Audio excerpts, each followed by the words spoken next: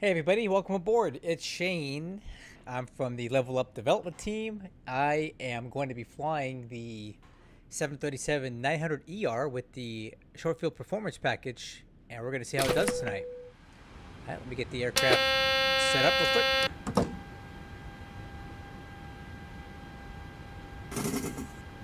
me fix this. Okay.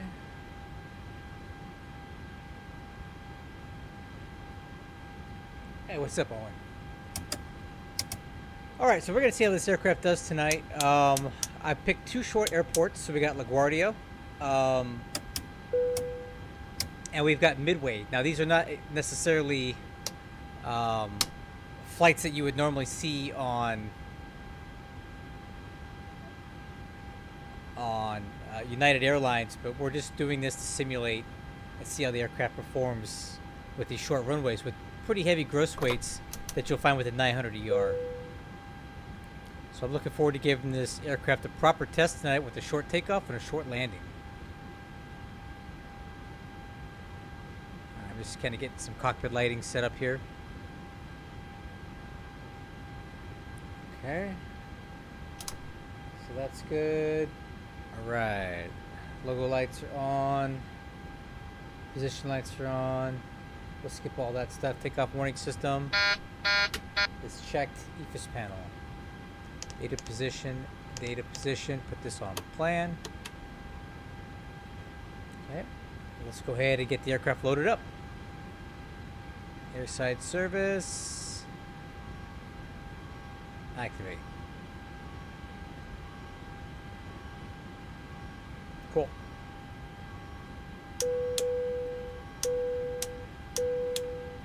Nice. Now we can do the FMC.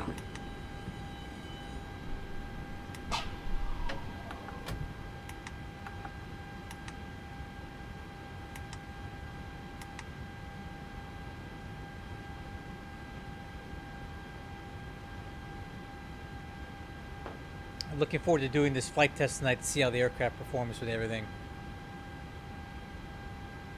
Okay, we'll load that. Okay, and departure is going to be on runway 31 tonight. And we're on the LaGuardia 7 departure. And then we're going to go into Midway with the RNAV Zulu 22 left from TACT. Alright, let's take a look at this flight plan here.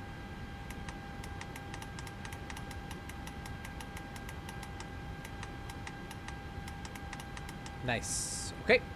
Looks good. So the route is good. Let's go ahead and activate that. And over to performance initialization. Let me request that. But I also want to make sure we're going to have the appropriate load on this aircraft. Let's see here. What are we looking at? Yeah, well, I want 160,000 pounds is what we're looking for tonight. We really want to push this thing to the limit of what we can get out of here. Yeah, see, that's not going to work. We need to put some more. We're going to put some more weight on this thing. Takeoff will be max thrust, and we're going to use the 27K option here. Takeoff will be flaps 25. But let's wait and get the CG once the aircraft's loaded up all the way. Still waiting on passengers. All right. While we're doing that, let's take a look at the flight plan here. So it's actually going to be 160,000 pounds takeoff weight. Out of Midway, we have 19.7 on the fuel. Hey, thanks, Sam. I know, isn't the lighting really nice? I love the lighting in here. This is the latest and greatest updates we've got with the lighting. You see all the green and everything. It's looking really nice. In fact, we can even spice this up a little bit. Let's check this out. Cabin lighting. Yeah, a little darker even. Ooh, a little bit of green back there. Cool. Alright, now let's go back over to payload, and I want to put a little more weight on this aircraft. So let's go 21,000 on the fuel, and let's go 5,000 here and 6,000 here. Let's see what that gives us. Okay, that's a little too much.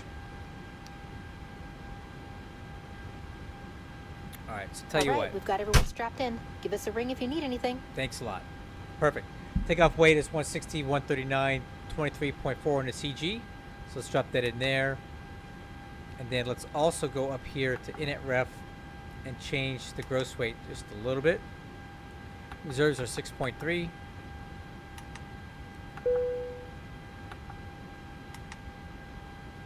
Yeah, full power takeoff. I don't love this trim number, to be honest with you. We might move that forward a little bit more. But tell you what, we'll do a flight test. I want to see how it does. But I think that might be a little bit low. We're still trying to refine the trim numbers on here. We do have a way of editing this, but it takes a lot of flight testing. So we'll do a little test here and see how that feels. I think it's going to be nose heavy. In fact, I'm going to make a judgment call and call it 4.9. I'm going to add 0.5 to this. Or just make it a straight even 5. Alright, so that's good. Now let's go ahead and get the winds loaded in. And then we can go ahead and do the final cockpit prep.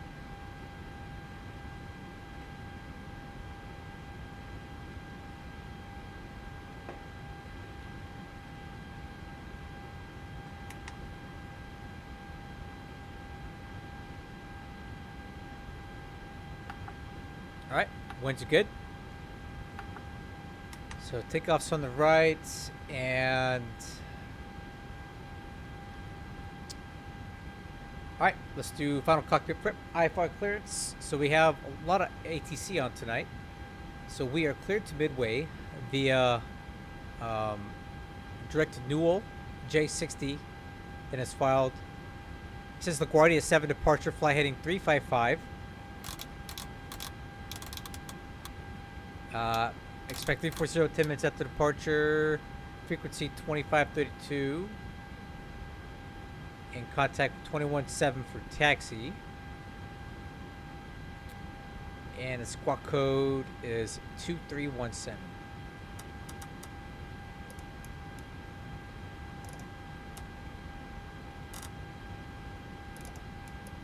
Alright. So we got that. We got ground on this. And we have New York Center on standby. Nav is set. Fuel quantity is set 21,000 pounds. Flight altitude is 340. FMC is checked. So we've got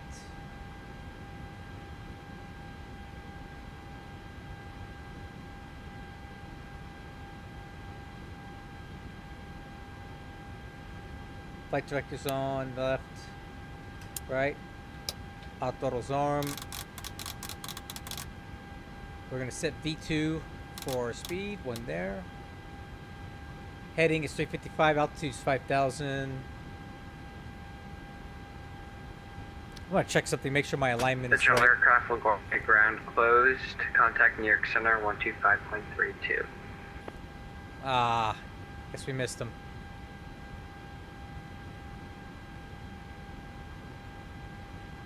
There we go. Let me save that. Okay. Auto brakes, RTO, APU. Starting and departure brief. Alright, crew. We're over here at LaGuardia. Expecting runway 31 for departure. We'll push back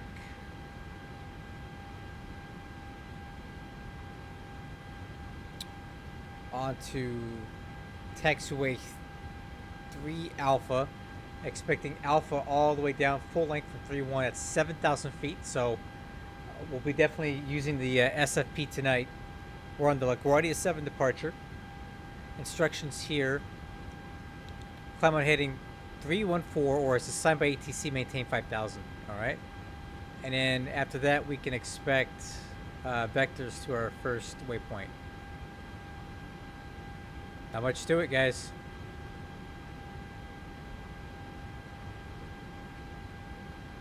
Alright, before start pushback checklist, lower MFD is on engine. Doors and windows are closed. Yaw dampers on. Hydraulic pumps. Fuel pumps are on. Parking brake.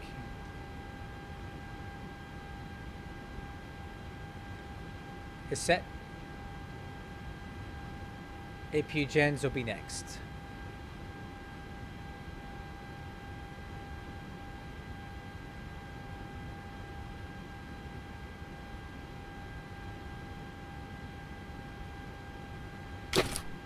Okay, APU gens are on. Wheel chocks, ground support equipment is removed. Beacon lights are on. Trim air is on. Engine bleeds are off. APU bleed is on. Engine start on left. ACARS.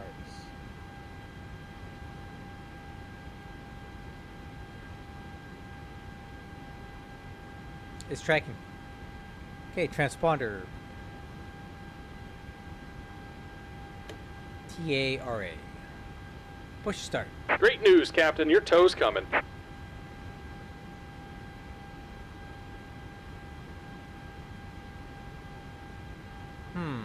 That's not good. I saved my my view to the wrong number here. All right. Looks like the doors and hatches are closed and we're ready to connect. Could have connect. Alright, now I gotta recenter my HUD.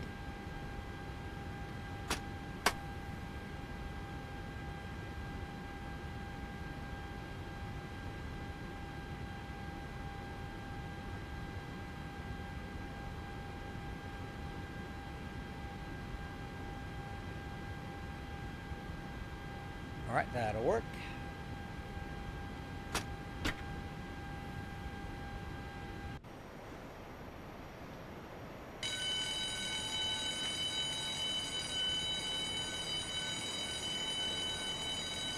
Okay, weather at LaGuardia. Altimeters are 3003.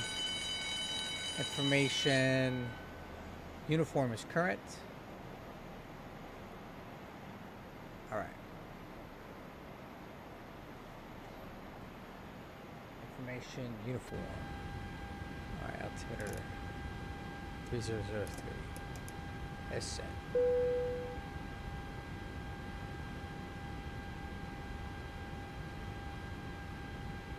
Okay. Hey, Captain. Let me know where you want this thing. Right there'll do. Welcome aboard, Captain. Tow's connected. Bypass pins inserted. Go ahead and kill the parking brake when you're ready to go.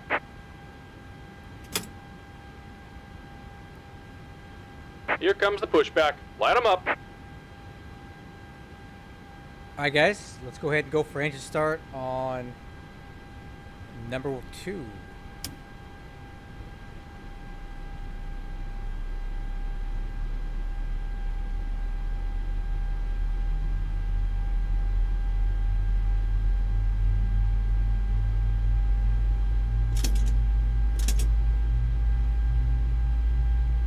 Okay, fuel on 2.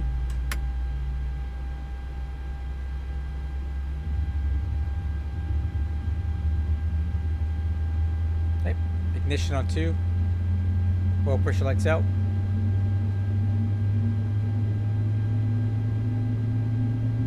Viewing distance setting, what does that mean? Can you elaborate on what you're referring to? You're talking about field of view? Like depth of view, something like that?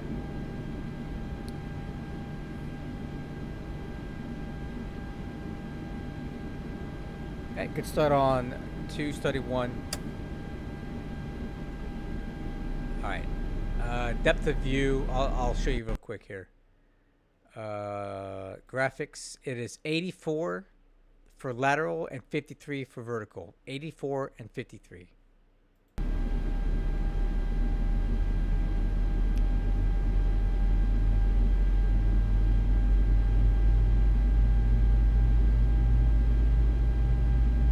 Okay, I got oil pressure, fuel on. You're welcome.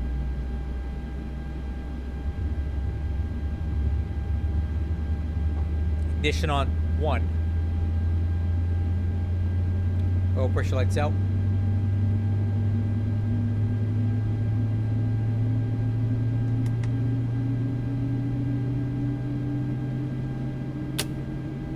Just about done here. Go ahead and set your parking brake. Okay, good start on engine. And we're disconnecting the tow. Give me just a moment. At the start checklist. Alright, I'm going to ventilate for now, but we're going to turn the packs off for takeoff.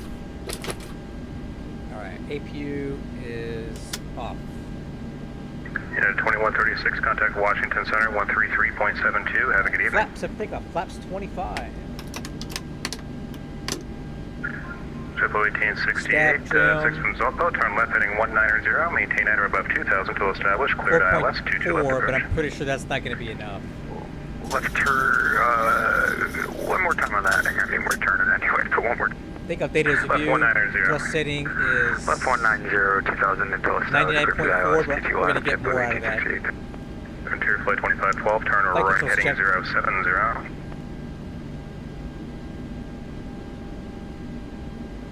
Frontier flight 2512, turn left heading 070. And we're disconnected. Signal and pin on the right. Take it easy and have a safe flight. Center, good evening, Southwest 3485 with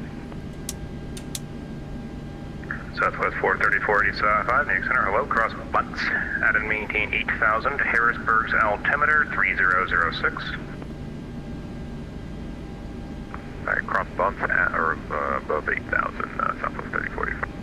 Add and maintain 8. Add and maintain 8, Southwest 3485. Thank you, Frontier Flight 2512, turn right heading 070. Alright, just check data wording and get the sights cleared. Frontier Flight 2512. JetBlue 1868, Kennedy wind 290 at 8, runway 22 left, clear to land. Clear to land, 22 left, JetBlue 1868. Gonza 405, the climb out of American Yeah, face, Boston's get a offline, frequency word. change approved, good evening. Good evening, look for the 405. Delta 1442, turn left heading 040. Left 040 to 1442. New York Center. Frontier Flight 2512, descend and maintain 5000. Descend and maintain 5000 Frontier Flight 2512. New York Center, United 9751, Information Uniform LaGuardia, ready for taxi 31. And 9751, New York Low, runway 31, taxi via Alpha Hotel Bravo Zulu.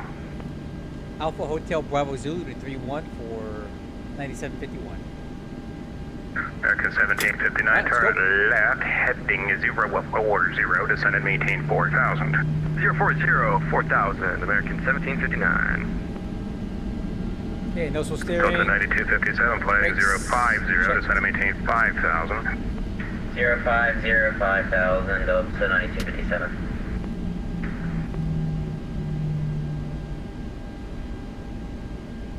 Okay, this should be Alpha right here. Yep.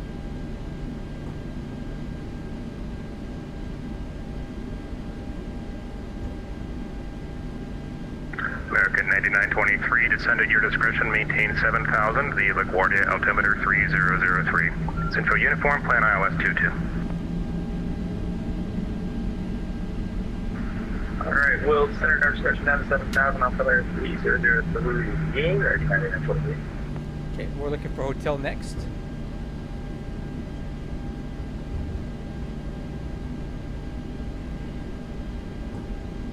Should be right there. Yep. Good evening, New York Center, American 1375 on the Proud 2, currently descending through 170,000. American 1375, New York Low, the LaGuardia information's uniform, altimeter 3003. We have uniform and 3003 for American 1375. 63,000, climbing 5,000, heading 230. JetBlue 560, New York Low, climb and maintain 12,000. Up to 12,000 for JetBlue 560. JetBlue 560 and turn left heading 180. Left 180, JetBlue 560.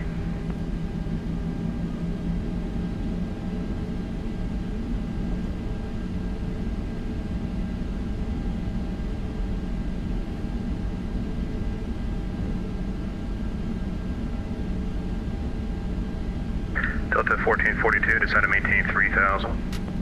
To maintain 3000 for 1442. Frontier Flight 2512, descend and maintain 4000. Descend and maintain 4000, Frontier Flight 2512. Number 1 Hotel Foxtrot, did you specifically request the Skyline to get up to LaGuardia and then full stop there? Yes, all kinds of lighting mods, all kinds of changes. To this Yeah, I thing. mean, I could do the Skyline if it makes it easier for you. I could do straight in or whatever you want, 155.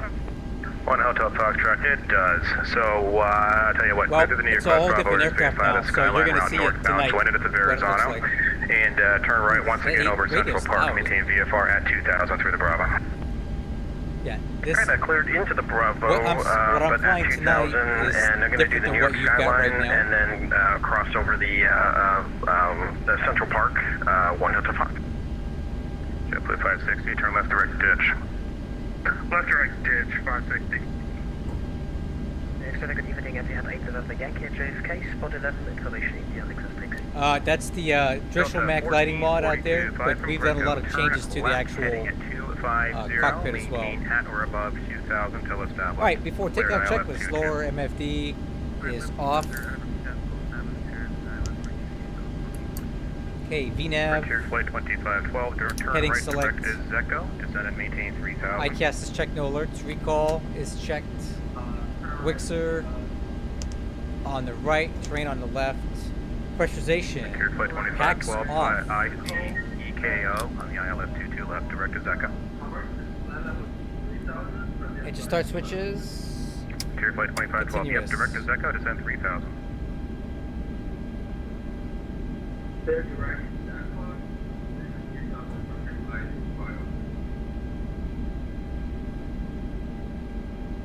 Center November 1138 off 35 in Philadelphia, 1300 for 3000.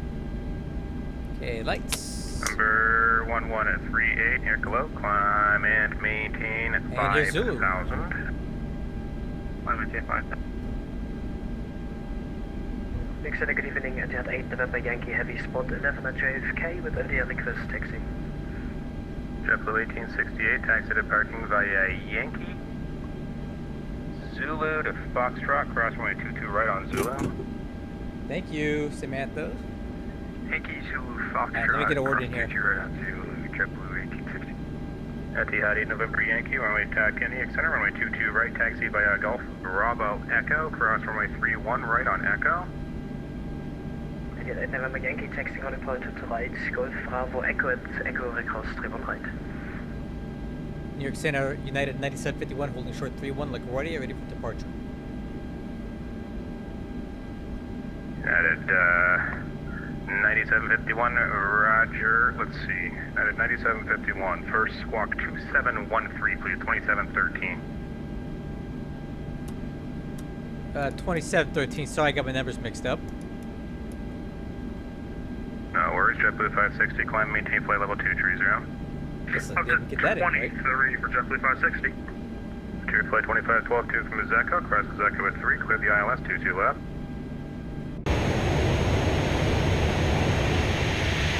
Hotel 1142 at LaGuardia, wind 3, with 20 at 12. One departure, well prior to your arrival, runway 22, clear to land.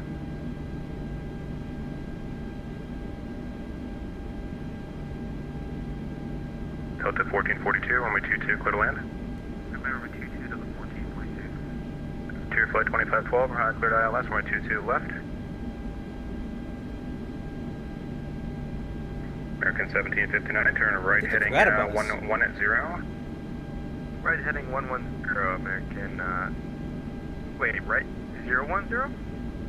American 1759, right 110.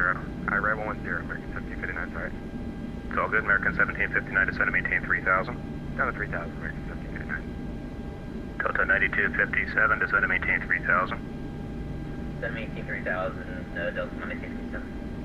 November 1138, clear direct to Allentown VOR. Maybe he's making us wait for this guy that's coming in. Direct Allentown, November 113. Yeah, Terminal 36 on the, at the airspace center. 22 right, and question regarding our PDC, did you confirm you gave us the New York 5 departure? Stand by, Frontier Flight 2512, you cleared the ILS 22 left, please read it back.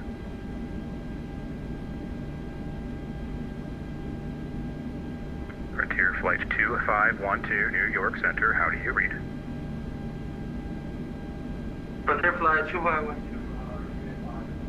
Roger, you are cleared for the ILS approach, runway 22 left.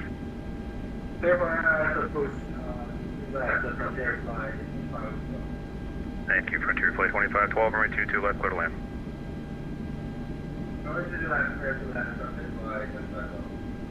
American 1759, turn left heading 360. 360, American. We could have taken off while we were waiting for this guy to get off. Delta 9257, turn right heading 090. 09, Come on. Delta 9257, I'm sure you're seeing the traffic at your 12 o'clock. It's about to be moving to about your 10 o'clock. Eastbound turning northbound. Is that American? Thanks, Airbus.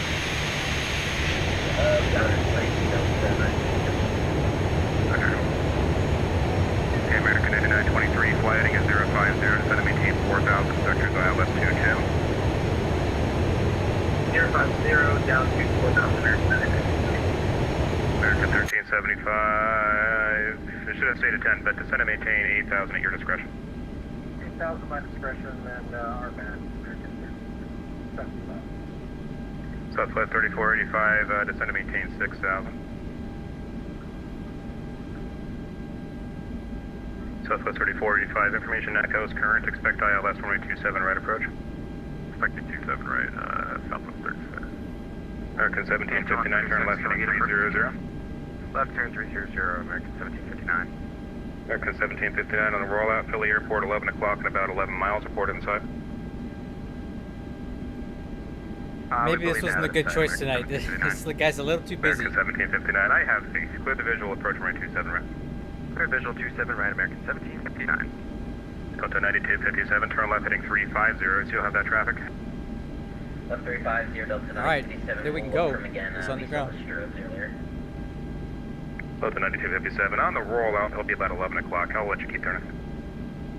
Roger. And then later, make Yankee ready to the right. American 1759, contact Philly Tower, 118.5, have a great day. 18.5, see ya. See ya, Etihad 8 November Yankee, fly runway heading, runway 22, right clear for takeoff. And then later, make Yankee to the right, clear for takeoff, runway heading. We have the traffic, Delta 9257. At 9751, runway, thank you. Turn right heading 340, runway 31, clear for takeoff. Clear for takeoff, runway 31 after takeoff, flight heading 340, 9751. A lot of numbers. It is Delta 1442, taxi departure by Bravo, Echo, Alpha, have a great day. Takeoff clearance is good. Clock is running. Delta 9257, follow the traffic, clear to visual Clear approach, right. 27 right. Clear Follow left. traffic, clear visual 27 right, American 957. Delta 9257, contact the Philly Tower, 118.5, have a great day. Nice short runway, guys. Let's see what she can do. Remember, 1 Hotel Foxtrot, please report I making suspect that it'll be a turn little right nose off of the heavy due skyline to over the the trim, but we'll see once we're in the air. I'll let you know when we make that right-hand turn off the skyline to the airport at 1 Hotel Fox. Okay, this is going to be a max American power 1375, takeoff. descend to maintain 7,000. Let's do it. 7,000, American 1375. Stabilize. Set takeoff Remember, thrust. 1 Hotel Firewall Foxtrot, it. you can plan a... And one toe 1 go. Hotel Foxtrot, I'm thinking a left downwind for runway 31. Go set. Just expect that. Okay, expect that left downwind for runway 31, 1 Hotel Fox. 80 knots. Check. Thrust hold. American 1473 near Yes, good evening. Cross mark and maintain flight level 190, thank you. American 190, American 1473. The V1 Delta rotate. 399, are you here by chance? We are here, Delta 399, flight level How's it rate? 310. Delta 399, thank you. Gear up. I actually think it flies good. November Yankee radar Ooh, contact. it was nice. 17,000, say altitude. Heading select. 7,000, passing 1,300. Thank you. 9751 radar contact. Climb maintain 15,000, say altitude. Back to 1,100 and climb maintain 15,000 United 9751.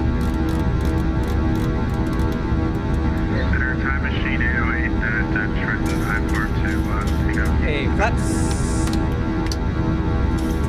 Time of machine 808, New York Center. Flaps Good 5. evening.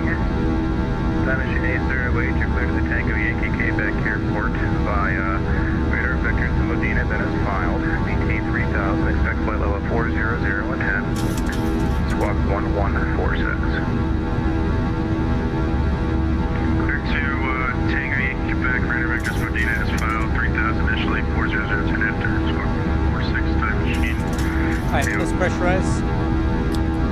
One pack at a time. Flaps up.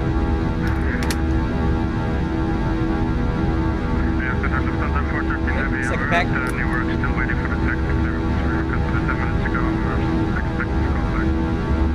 Etihad November Yankee, turn left heading 070. Left heading 070, Etihad November. Lufthansa 413, runway 22 right, taxi via Romeo Foxtrot, Bravo, Romeo Whiskey. Yeah, flying good, man. Lufthansa 413, if you're going to give me attitude, you should be ready to listen to yourself, my man. Runway 22 right at Whiskey, taxi via Romeo Foxtrot, That's Bravo, the New York coming Romeo out. Whiskey. Taxi 22 right by Romeo Foxtrot, Bravo, Romeo Whiskey. I mean, I can't say the same, sir. I'm expected to call back because they said that, and I didn't get called stop back. it, dude. Be quiet. That is fair. I did forget. Thank you for the reminder. Frontier Flight 2512, taxi to Park by Alpha. Oh, Happy night. now they kissed the mate up.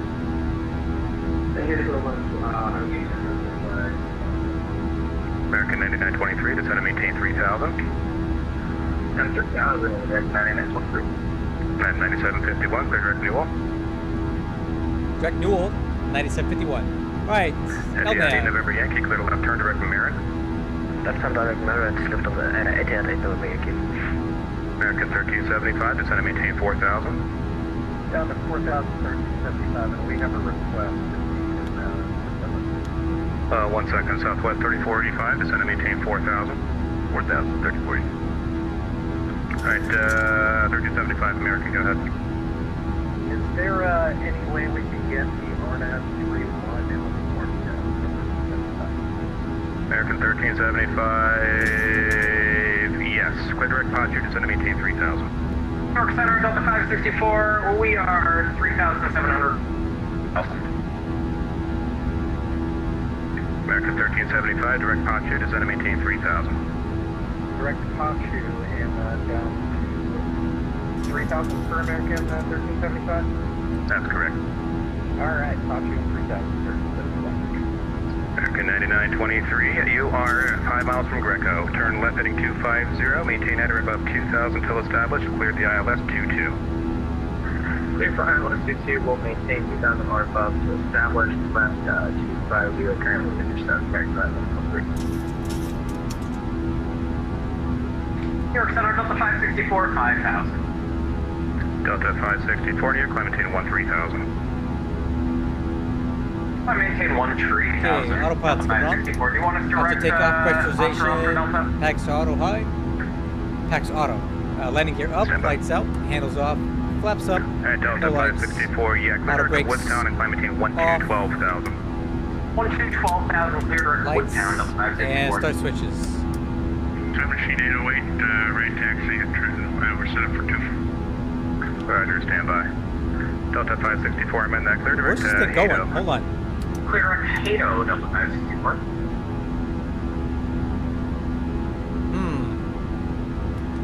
Southwest 3045, descend and maintain 3000. 3000. Oh, I know what it is. 751, climb and maintain. Flight level 340. I maintain 340, 9751. American 1375. I had my direct step trim contact. off, that's what it was. We are trying to find map 6 right now. Looks like we're joining the There we go. RNAV. We're back on course now. American 1375, turn left heading 270. Left Hey, climb speed 293. Weber 1 Hotel Foxtrot, no need to report, just enter and report the left downwind runway 31 to LaGuardia. I'll let you know when I'm in the left downwind runway 31 for LaGuardia, 1 Hotel Fox. American 1473, cross Beauty out to maintain 10,000, downtown altimeter 3006.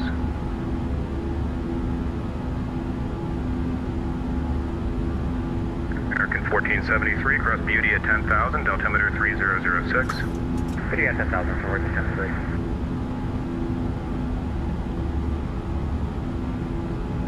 New Center West Coast 6A on the ground at Trenton with the weather I-4 clearance to India descent. Okay, American 9923, there will be one caravan crossing the departure end downwind, should be no factor. LaGuardia wind 32012 now, runway 22, clear to land. Clear to land, runway 22, forget that traffic inside with no factor, and there's no Number 1 Hotel Foxtrot, your sequence is a 5-mile final to runway 22. Report when you have inside. Look for that traffic right now, 1 Hotel Fox. I got the traffic inside 1 Hotel Fox 30 heading out of Philly. Alright, Lufthansa 413, Newark wind is 280 at 7, runway 22 right at Whiskey, clear for takeoff. 2 right at Whiskey, clear for takeoff, it's the 14, can verify, it's the Newark 5 departure. Oh, Lufthansa 413, you know what, yeah, I said I'd look into that, stand by. I should have sent it to Liberty, but I might have got myself distracted. Stand by. Nope, it should be to Liberty 5 Turnpike climb, I think that's what I sent you. Liberty 5, Lufthansa 413, roger. Okay, time of machine 808, runway 24, taxi via Hotel Bravo. What is this guy's name? 24 Hotel Bravo, time machine error. Okay, and Delta 9385, radar contact, line maintain 12,000, clear direct to Hato. That guy's saying time machine? Climb 12,000, clear direct to Hato, 9385. Southwest 3485, turn direct Martin. Time machine? Right direct Martin, Southwest 3485.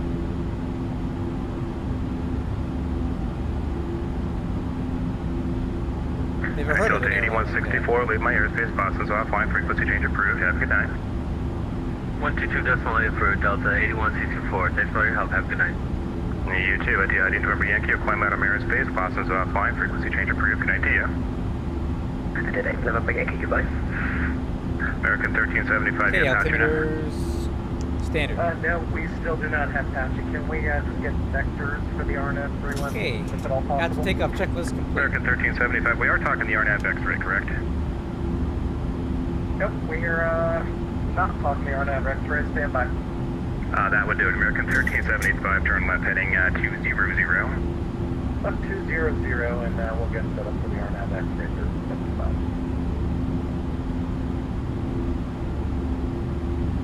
So guys, what I think I'm going to do tonight when we get to Chipset Midway 560, leave me is northeast, we're Philly going Cobb, options to offline, fly frequency change two approved, different have a good evening. approaches, right? We're going to fly one at flaps 30, and we're going to fly one at flaps 40 because I want to validate.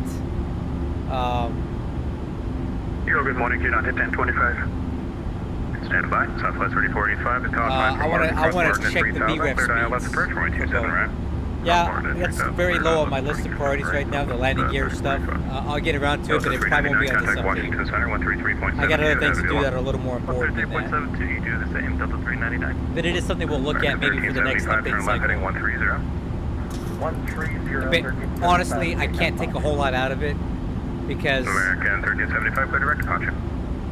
if they get too soft, the aircraft gets really wiggling on the ground, really kind of wobbly, and I really don't want it to be too much so. So there's a fine balance here, and I just don't really have the time on this update cycle to go through 5 different variants and tune the landing gear. So it's on our list of things to address at some point, but it's not urgent. Order parking, Bravo, Echo Alpha, American 9923, appreciate it. America, Lufthansa, Lufthansa 413, radar contact, climb and maintain at 6,000, say altitude. Climb at 6,000, passing 1,000, Lufthansa 413. Roger, American 1375, 9 from Pachu, cross Pachu at 3,000, cleared RNAV X-ray, runway 31. Alright, we'll cross Pachu at 3,000 and cleared for the RNAV 31 for 1375. Southwest 3485, contact Philly Tower, 118.5, have a good evening. Over to Tower, have a great night, 3485. Yeah, definitely on the radar. As well, thanks, Delta 399, contact Washington, 133.72, good night.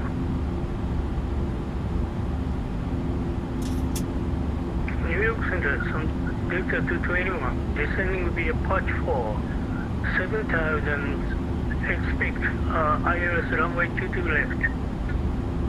Delta 399, Washington Center, 133.72. Alright, Delta 564, contact Washington 133.72. I'll go talk to DC. Have a good night. See ya. Next Center, West Coast 6A on the ground at Trenton with the weather I-4 clearance to India exact. Yep, you're on request. Delta 9385, give the company a second, then contact Washington 133.72. Alright, we'll give our company a second and then we'll contact Washington. 13372 9385. We'll see you.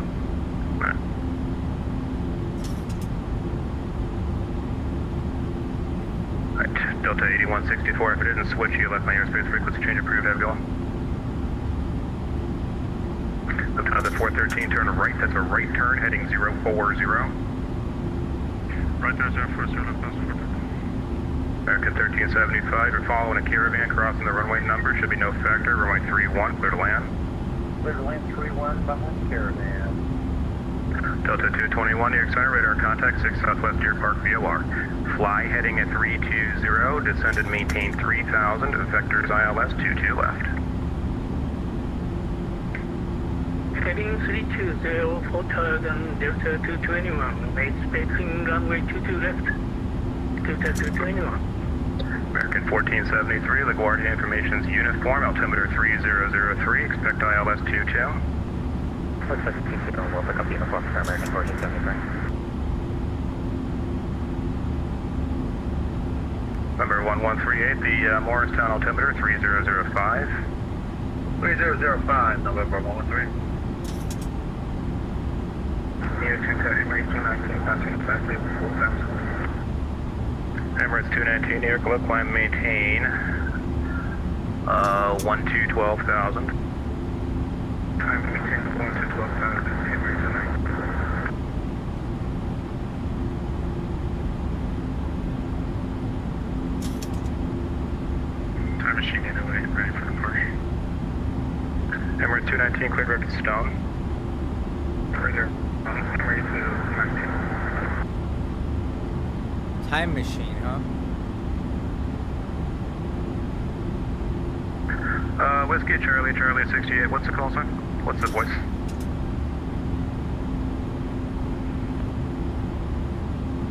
Time machine 808, what's your friend's call sign? It's West Coast. West Coast, thanks. West Coast 68, here, clearance available.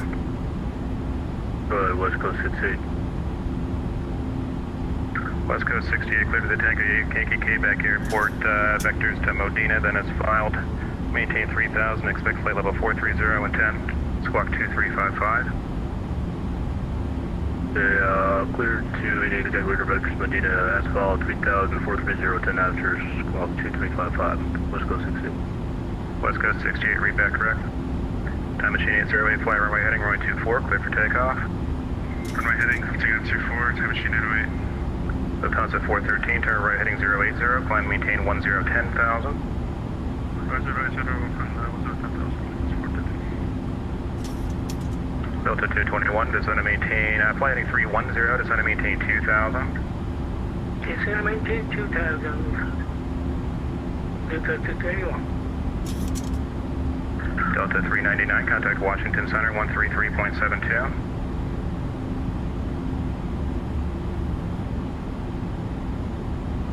New York Center United 1606, it's with you, en route to Newark, flight level 130. 130. 1606, New York, hello, the Philly altimeter is 3006, descend by the Philbo 4 arrival.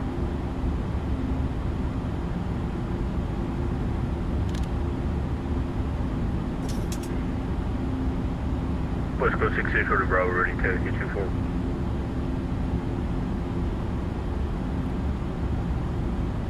West Coast 68, 124, taxi via Bravo. Are you ready at the end? Taken. Are you ready upon reaching? Yeah, firm. And taxi Okay, for flight Bravo. 310, 3000 Roger, to go. Delta 221, 5 from Zolpo, turn left heading 190, maintain 2000, cleared ILS, runway 22 Should be our left. center wing tanks dry. Roger, maintain 2,000. Clear ILS 22 And then left. over to the main, left main, right main. Lufthansa 413, clear direct to Merritt, climb maintain 17,000. Direct Merritt, climb 17,000. American 1473, descend to maintain 7,000. 7 for American 1473. Time machine 808, 242, climbing 3. Time machine 08, radar contact, climb maintain 10,000. Climb maintain 10,000, time machine 8.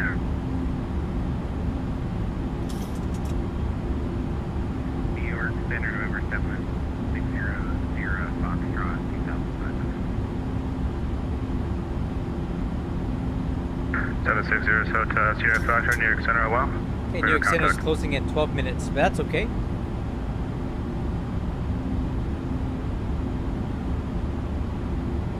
Good evening, United 1025. Time machine 808, direct Modena. Direct Medina, time machine 808. West Coast 68, flight runway heading, runway 24, clear for takeoff. Clear for takeoff, 24, runway heading, West Coast 68. Delta 221, Kennedy, wind 290 at 8, runway 22 left, clear to land. Roger, 22 left. Clear to land. Check. Delta 221. United calling, go ahead. Again, United 1025 out of LaGuardia. We'll get a PDCB LaGuardia 7 departure with information uniform and the gate 56 to climb 5000 on heading 340 unless you have an amendment, and we're ready for push and start. United 1025, roger, push back in to start your discretion, report ready for taxi, short Alpha. Shorter Alpha, United 1025. Alright, leveling off at 340. FMC speed, VNAV path.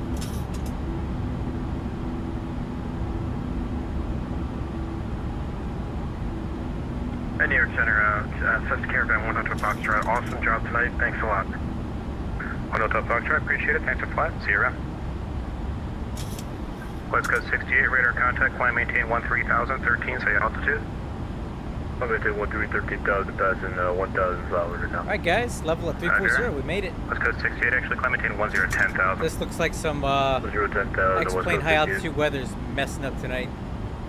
New York Center, American 1441, 10,250 knots, direct roll for Philly. American 1441, near close, speeds your discretion, descend and maintain 6,000, Philly altimeter 3006. Arrival information is Echo, and plan ILS 27 right. Reverse Bro, plan ILS 27 right, descend 6,000, speed our discretion, American 1441. American 1375, welcome, signs, taxi come to on. parking via Gulf Alpha, cross runway 22, have a good one. Alright, Golf Alpha across 22. Thanks for the help with that, American 1375. Good job. Appreciate it, that's it. No, tons at 413, climb out of airspace, Boston's offline, frequency change approved, have a wonderful evening. Exchange approved, Lufthansa 423, bye-bye. Okay, we get some time to kill here until we get to Midway though. West Coast 68, clear direct to Modena VOR. Clear direct Medina, West Coast 68. Time machine 808, climb maintain flight level 400. Flight 400, time machine 808. And at West Coast 68, climb maintain flight level 430. Level 430, West Coast 68, 68. New York Micro 1473, just wondering if we can get the RNAV X-ray 31 to get us on the ground quicker. American 1473, absolutely, descend and maintain 7,000, but expect that. We'll maintain 7,000, we'll expect that for American 1473, thanks.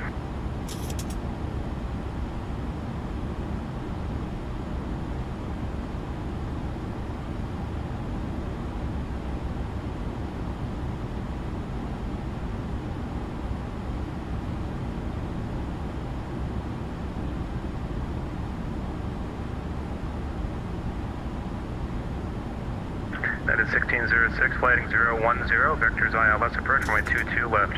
Newark's information Bravo, the altimeter 3003.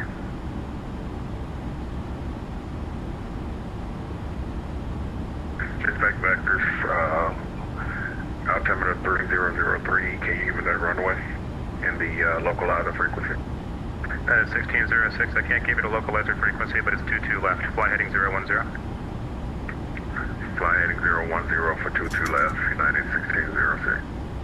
Delta 221, taxi to parking via Hotel Alpha, cross runway 22 right, have a lovely night. Roger, taxi via Hotel, cross runway 22 right. Alpha to ramp, Delta 221.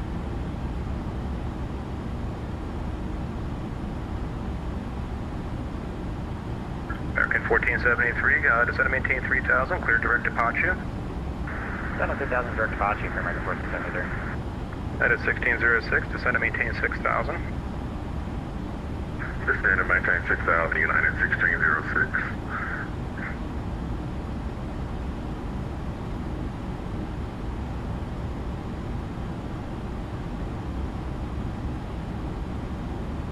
American 1473, call at 10 miles from Pachu, cross Pachu at 3000, clear for the RNAV X-ray approach, runway 31. Cross Pachu at 3000, we're clear to the 31 approach, runway 32.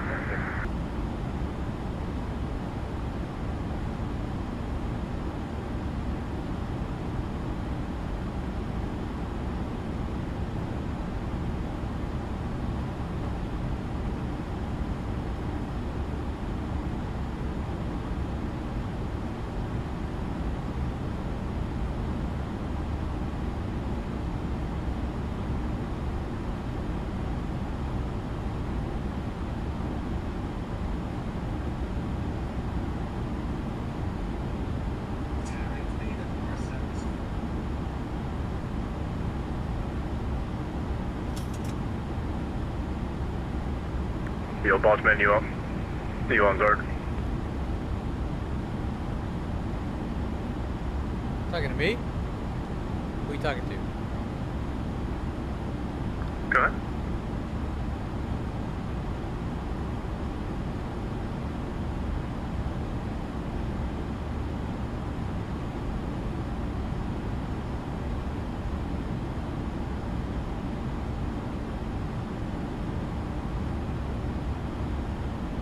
Number 113, clear direct to Breezy. Direct Breezy, 113.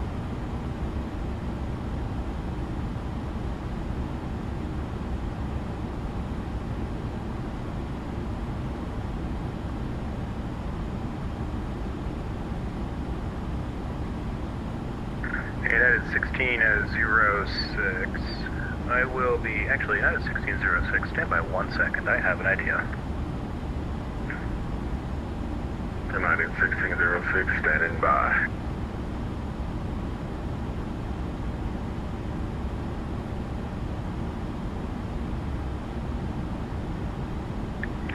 That is 1606, clear to direct pattern. Hey, Kiwi. Hey. Clear to direct pattern. Well, I think you're gonna. Hey, Kiwi. I saw one of your streams the other day. You're a real pilot. I've got to close in a minute, but I wanted to give you something useful first. So with that, these are going to be a lot better than what you've been flying. At or above 3,100. There were some issues. If I can left here, I'm going to turn this down a little bit. I'm going to talk to you a minute since you're here. I'm glad you're here. I've seen some of your work. So, some of the other streamers, some of the big guys like V1 Sim and Flight Deck Sim, also 737 pilots, were both reporting very heavy rotation. Meaning, 1441 pulling back on the yoke and the jet was not going. So I don't know if you've been following my channel and all the work we've been doing for this update cycle. But momentarily. Frequency change approved we now. noticed a problem with the electronic flight bag and how it was reporting the center of gravity. So basically what was happening was Zebo plugin decided it was going to do whatever it wanted to do, and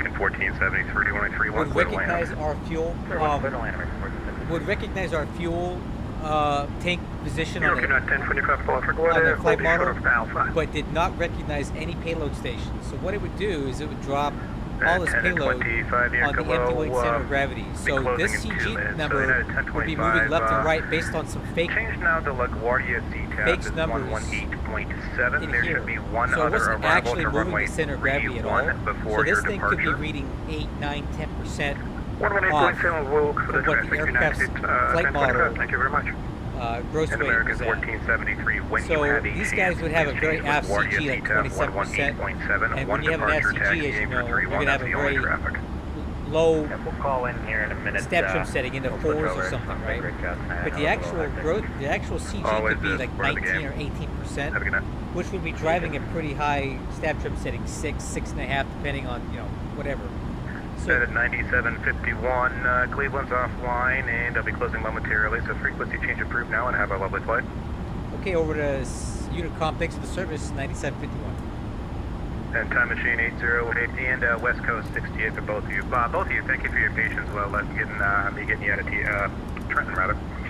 And, yeah, anyway, so yeah, the Zebo plugin was just doing whatever the heck it wanted, spitting out gross, incorrect CG settings for our flight model.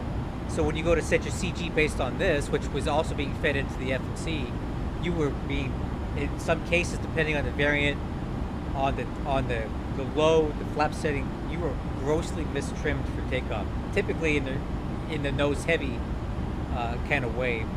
So one of our team members, not me,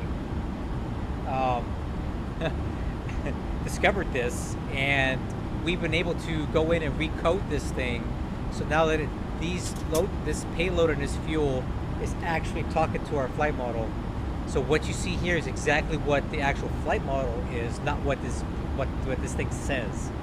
So that's already helped some things. Then I've gone through and I've increased the angle of incidence of the wing and decreased the angle of incidence of the stab trim, or the horizontal stabilizer. So the aircraft is naturally a little more loaded to want to take off, which means when you rotate, you're not going to have to pull back on the yoke quite as much as you did before. On some aircraft, on some days, depending on your configuration, it worked perfectly, it was fine. But you were just getting lucky when that was the case. Like, there are certain payloads, fuel setting, fuel levels, where the center of gravity here would just happen to coincide with the flight model center of gravity, but that was not always the case. In many cases, they are very far off. So that's all been fixed. I've changed the flight model. I've changed some of the handling of the elevator. Again, changing the angle of incidence of the wing and the stabilizer have changed the way the aircraft wants to pitch. So it's not always feeling quite so nose heavy as it did before. And I've gone through all of the variants and applied these fixes. So if you like the way that it flies now, I think you're going to like it better now once this update comes out. I like it better. And I was pretty okay with it before, but this is better for me. So I hope you agree when you get it, but everybody in our team, including a couple of our real 737 pilots who got in our flight test crew, are telling us they like this better than before. So one issue that we're going to have here that I really can't fix, and this is pertaining to primarily the 6 and the 700. They're still going to have a little bit heavier than I would like takeoff field, meaning you're going to have to pull back a little bit more for those two variants than you will for the 8 or the 9. And the reason is basically something that I really can't get out of. The takeoff speeds of those aircraft are so much lower than the 8 and the 9, because the 8 and the 9s have artificially inflated VREF speeds and takeoff speeds, so because of tail clearance, right? The 6 and the 7 don't have those tail strike concerns, so their V speeds are much lower. But the problem is, in X-plane, the way the flight model is being interpolated, the dynamic pressure going over the elevator is substantially less than the 8 and the 9, meaning that the elevator is less effective at those lower airspeeds than the 8 and the 9 are. So it takes more elevator to get the aircraft to rotate. Additionally, because the wing and the stabilizer are close, the moment arm of the horizontal stabilizer is lower, which means that the aircraft has less inherent pitch stability than the 8 or the 9s do because of that. Now on the real 737, this is compensated with artificial feel in the elevator system, right? Because the 700 is and the 600 or shorter, they have artificial feel compensation to give the elevator the same feel to the pilot as the bigger aircraft do. So the pilots don't typically notice a substantial change in the effectiveness of the elevator, how the aircraft reacts to control inputs. That's artificially nulled out so they feel the same. But I don't have that same capability right now in X-plane to do that.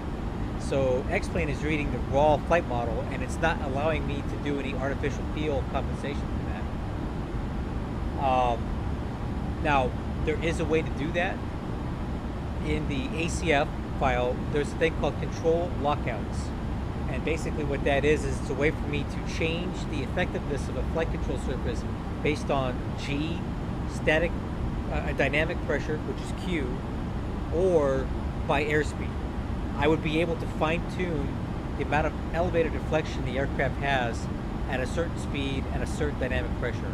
Unfortunately, the Zebo plugin decided that it was going to override all of that stuff, and it cuts that out. So the Zebo plugin, which is the stuff that controls the control lockouts, is buried deep in their code that we can't get to without breaking a bunch of copyright rules.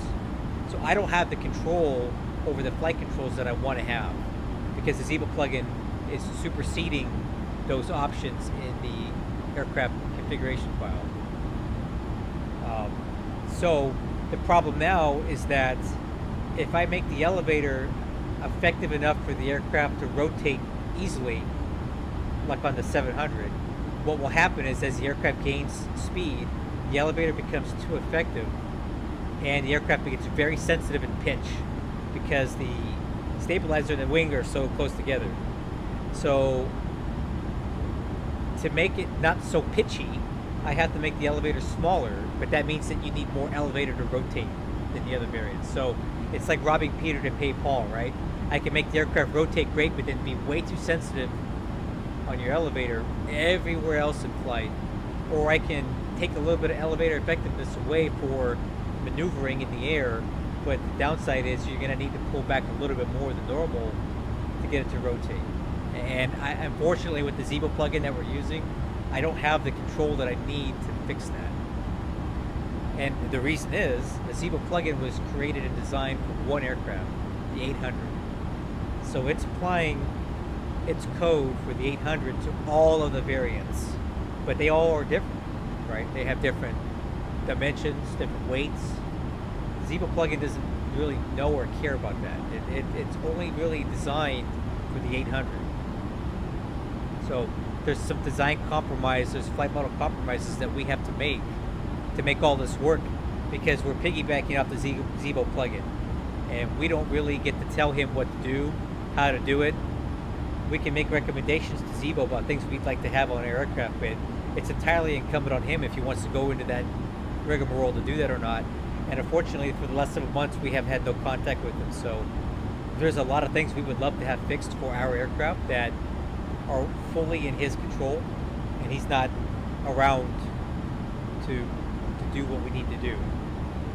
So I've done everything I can within the scope of what I can do to make these aircraft fly as best as I can. But I remember I've spread across 4 different variants, or 5 rather, 6, 7, 8, 9, and 900 ER. And they're all controlled by one plugin that was not designed for 4 of those 5. So it's a miracle that we get them to fly at all halfway decent, like, you know what I'm saying? That being said, I still think this upcoming rendition of the flight models is the best that I've been able to do to date. And I hope you guys agree. And we're targeting an early September release for all of this stuff.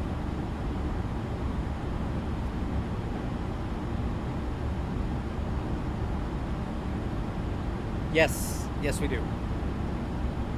I've got two 737 pilots on staff with us at LevelUp that are able to do this work for us.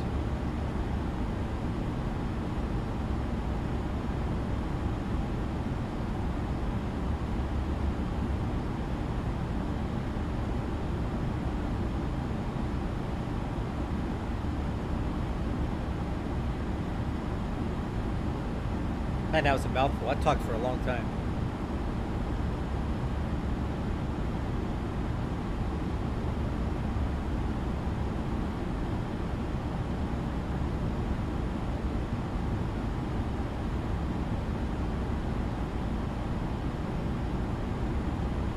And I'll tell you, since we're talking about this stuff, we're still having some ongoing things that we need to fix. For example, the stab trim settings here, they're not always correct. So for example, on the 900, we've identified that all of the stab trim settings in every conceivable configuration that we've been trying to date is at least a half a unit low. So if it says 4.5, it should be 5. If it says 5.5, it should be 6. So we're looking to, and it's complicated to go into this and fix it, because remember, this is all Zebo stuff, so we have to go in and write very complicated code to inject our own performance data into this if it doesn't work out. Another issue that I've identified, which I'm going to show you tonight, is these VREF speeds here are for the 900, not the 900ER. So the 900 flies flatter than almost every other variant because it has the lowest tail strike margin of all of the variants. So it has very high VREF speeds, okay? For example, going into Midway tonight, and this is calling for a VREF of 153. Okay, we're gonna run up the end of the runway with that. But if you look at SimBrief, check this out. If I run performance data for Midway, you see the VREF speed is 142, right? So this thing is way off. It's way off. So these VREF numbers are not reliable for the 900ER because these are a copy and paste from the 900. So we're trying to figure out an algorithm for redoing these numbers because they don't correlate to our aircraft. So when we release these flight models, what I'm going to do is I'm going to basically type up a difference data sheet and explain to you all the things that you're going to have to do in the event that I'm unable to change the FMC data in time for the release, because this is not easy to do. So I might say on the 737-900ER, subtract 8 knots from your flaps 30 or 3 knots from your flaps 40 speed consistently across the board. So you as a pilot are going to have to know that these are not reliable, and if you want to fly the proper approach, you're going to need to put in the appropriate VREF speed based on my difference data sheet, because it's easier for me to type that out than for me to change this. All right, let me answer your question. Does a force feedback yoke change the rotation field? I don't know. I don't have one. I don't want to spend $1,000 on a force feedback yoke, you know?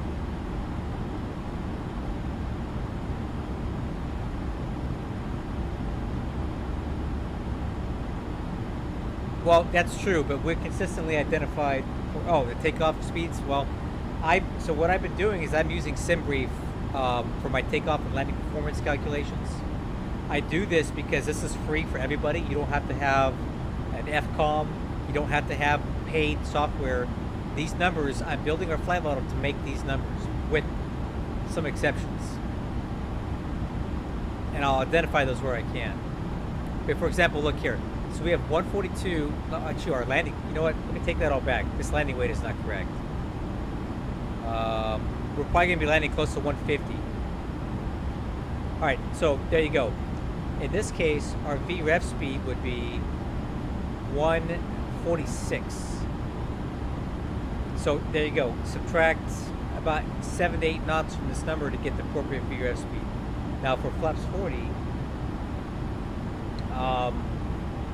check out flaps 40 approach. VREF would be 141. Okay. So this you'd only subtract about 2 knots from this. It's something to keep in mind. And I'll write all this out for you guys in case I'm not able to change this before we go live. Because again, the performance, if you've ever looked at a performance table for an aircraft, it's a chart with different temperatures, weights, altitudes, all this stuff. These numbers, we're looking at potentially hundreds of data points that we would have to go in and manually correct for any number of permutations for takeoff and landing data, right? That's not something we can do very quickly. So in case I'm not able to do that quickly, I'm just going to give you a blanket thing like, hey, whatever this is for flaps 30, subtract 7 knots. Whatever this is for flaps 40, subtract 3 knots. And that will get you within 1 knot of SimBrief performance for the 900ER, because this thing is reading the numbers that you would get off of the 900, which has narrow tail strike margins that the 900ER does not have due to the 2-position tail skid and the other short field performance package upgrades that it has.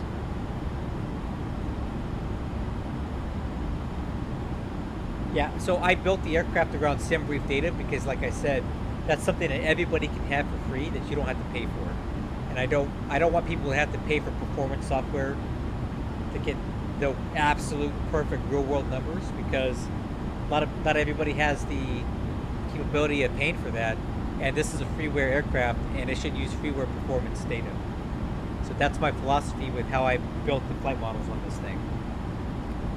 I built it around the performance data that everybody can get.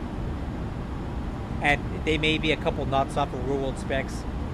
To be completely honest with you, I don't really care. Like, this is a really high-end freeware, but this isn't like a payware where that extreme attention to detail is an absolute must because you're paying for that. Nobody's paying for this, so I'll get you within a couple knots and we'll call it good. How's that sound? Close enough for government work, like we say in the United States.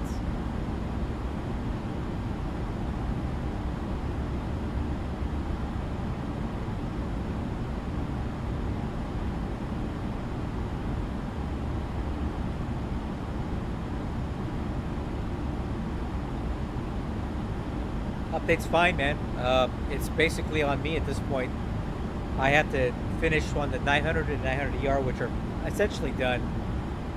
And then I need to validate the 600. That's the only one I have not test flown yet.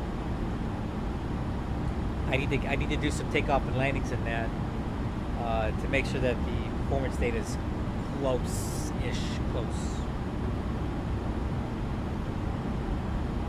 So one thing that you'll notice with our updates here is that the approach, pitch, attitude, and AOA for every variant are going to be a little bit higher than before. So, sorry, hiccups. For example, with the exception of the 900, which flies a little bit flatter than the other ones, you're going to see the AOA on approach somewhere in the middle of this green box, right? And that's where you want it to be. That's what this green box is for. This is telling you that you're flying the appropriate angle of attack for your given weight and configuration, right?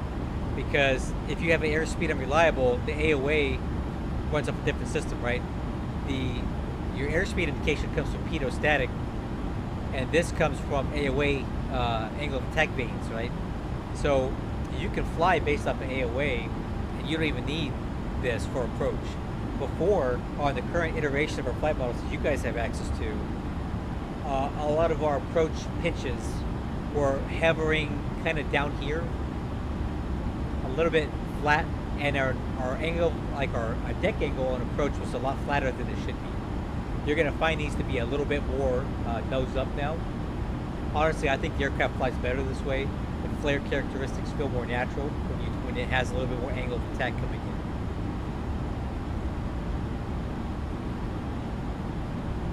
And you'll see that on all of the aircraft. The 7, the 8s, the 9s.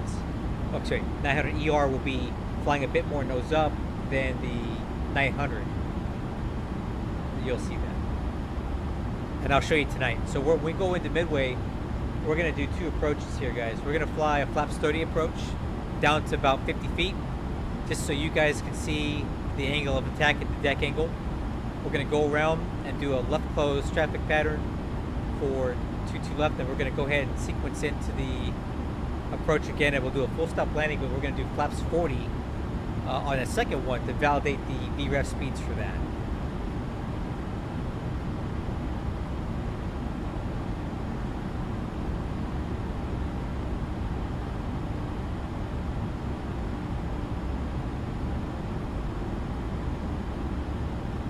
I think we're getting kind of close to the top of the smell. Okay, maybe not.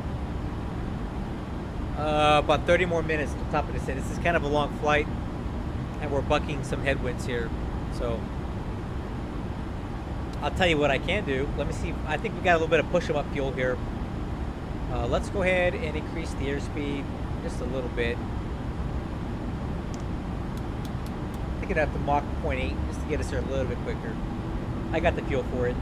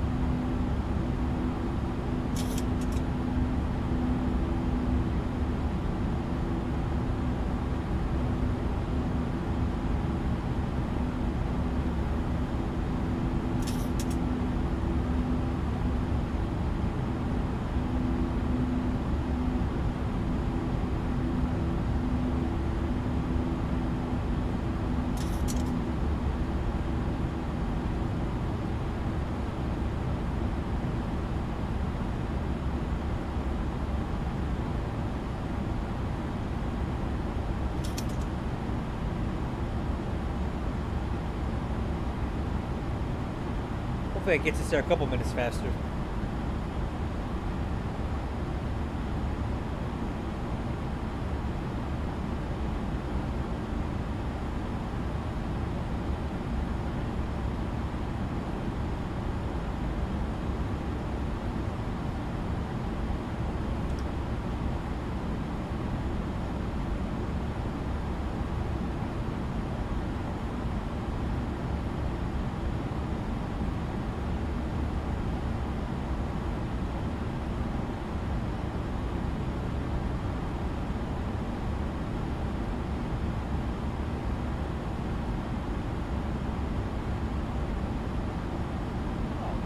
Yeah, Chicago Center's online. That's nice. Huh. I wasn't expecting that. They're never online.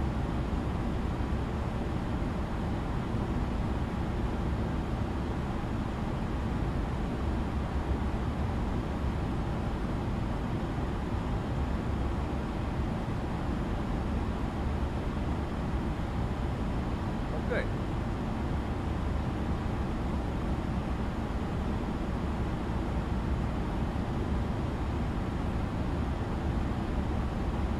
About ATC in the Chicago tonight would be nice.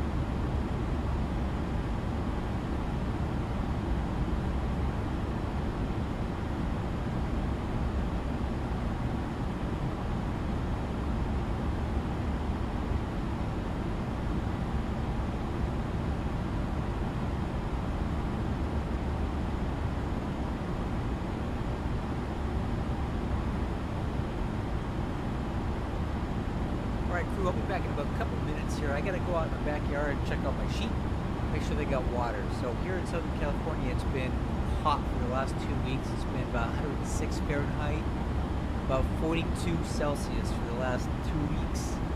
So my poor sheep get a little hot during the day and they drink a lot of water. So I'm gonna go in the backyard and make sure they got some, and I'll be right back. Because I got some cool videos I want to show you about, because also living in California, we have fires every single day here. And I got some pretty cool footage of a Cal Fire Blackhawk flying over my house yesterday.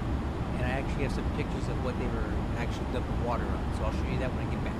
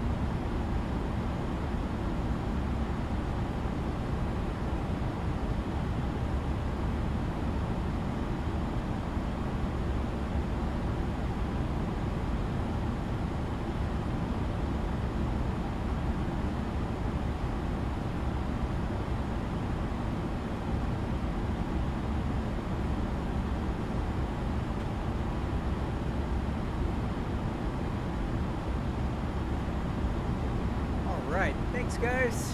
I'm back from outside. Sheep got water, everything's good. Doing some hay. So I got some cool videos I want to show you guys here. So yesterday evening, I was over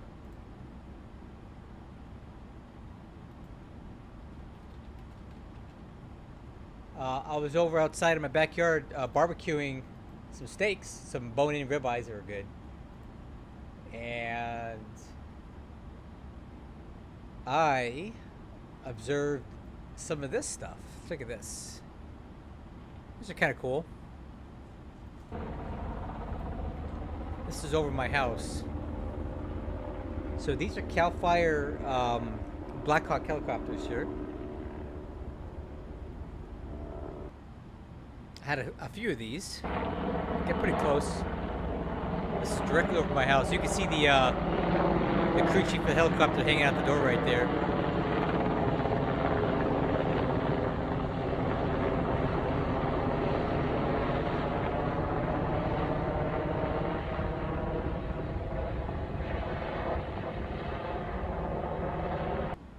And I got one more, I think. So this tank underneath the helicopter is actually full of water. And these are like, they use these helicopters for water bombing. And there's a hose that extends and retracts to suck water back into this tank. They'll basically hover over a lake or something and suck up water. So this guy was flying around my house and I wasn't quite sure like why. But today when I was dropping my kids off with their mother, we were driving down the road and we noticed this. So this was a fire. Yesterday was burning. This is 5 minutes from my house, and you can see that the helicopter was flying a holding pattern, waiting for a need to drop. This is called FOS check. It's flame retardant, and these are dropped by S2T tracker aircraft, which are based out of a nearby airport from my house, Hammett Ryan. So this is all dropped by fixed-wing aircraft. Now look how tight in they got to this fire. This is some incredibly good flying right here, guys. So the air tankers drop the red stuff here, and then the helicopter would come in and drop on the spot fires, right? And look how incredibly effective this flame retardant is. You can see the fire burnt up to right here and just stopped. So this is our primary way of stopping fires here in California. We drop this red crap and we build a perimeter with that. And you can see it basically, now you can't drop this stuff right on a fire. It won't put the fire out. But if you drop it in front of the fire, and when the fire gets to it, it basically renders the fuel non-flammable. So when the fire gets to whatever is here, it just won't combust. So again, you don't drop it on the fire, you drop it ahead of the fire, and you build a path with it. So this is where that helicopter was flying around for last night. So basically what happens is the fixed-wing guys go in first, drop their crap and head back to base to refuel or load up again. And then the helicopter will come in and drop on the big spot fires and stop the advance that way. And then he fills up, and then they go back and forth. And an OV-10 Bronco flies overhead as the spotter and on-scene commander. It directs all of these drops and all this coordination. Pretty cool stuff out here in California, how we fight fires. I say we're the best in the world at it.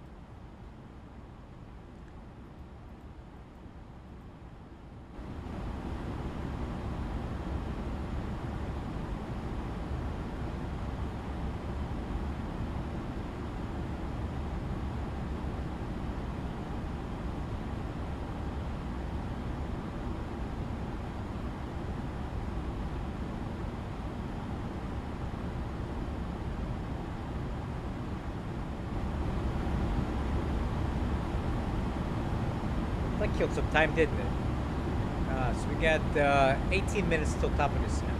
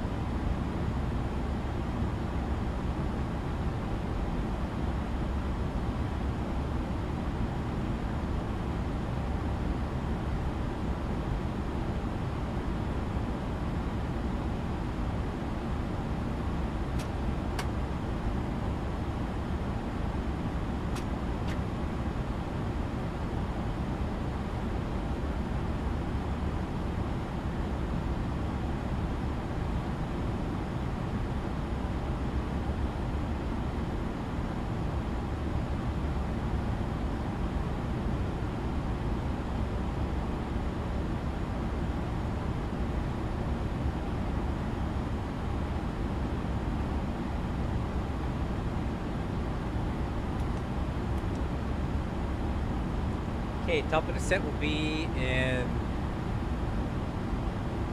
about 12 minutes, so in a few more minutes I'll brief the arrival and our descent and landing plan here.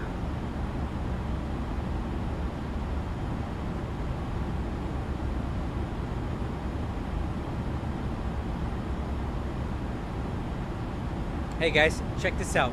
Since we got a minute, the Nimbus 707, which is a jet that I'm really excited about, they just posted a new video. Let's take a look at it. Oh man.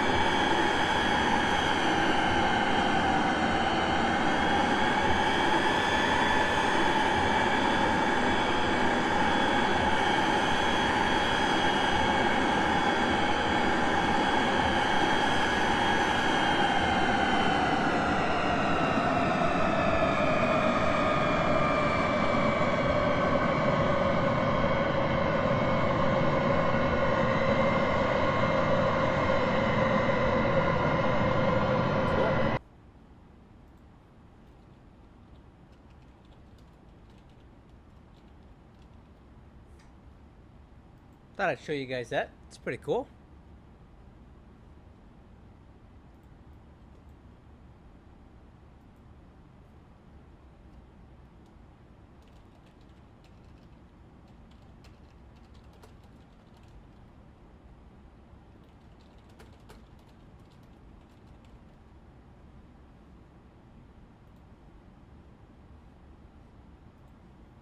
All right, let's get back to work here.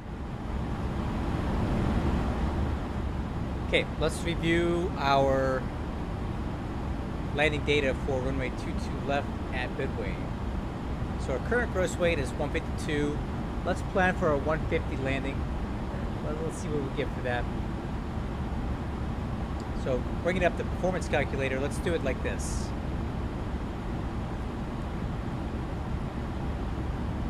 (737-900ER) at KMDW. Runway 22 left. Oh, I want landing performance, huh? So here, KMDW, landing weight 150,000 pounds. Calculate. Okay, so at this, we're gonna have an approach VREF of 146 with a V approach of 151. It's just calling for max manual braking for flaps 30. Gives us a factor landing distance of 4,900 feet with a margin of 800 feet. All right, so this is going to be our first approach. We're not going to actually touch down on this one. We're going to fly down to low altitude and go around.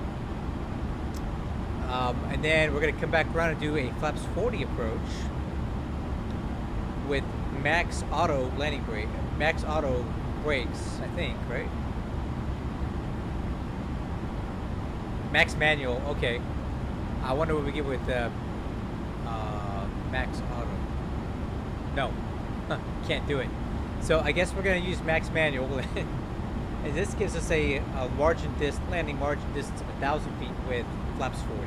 So this will be our actual landing.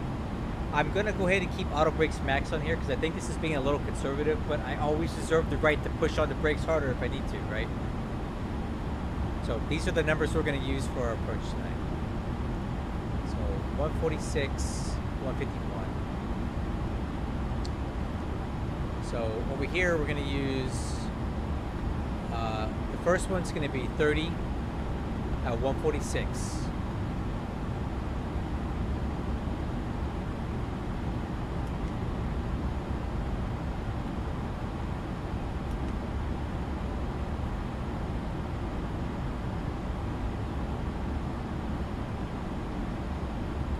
Okay, and we'll use auto brakes max. We're on the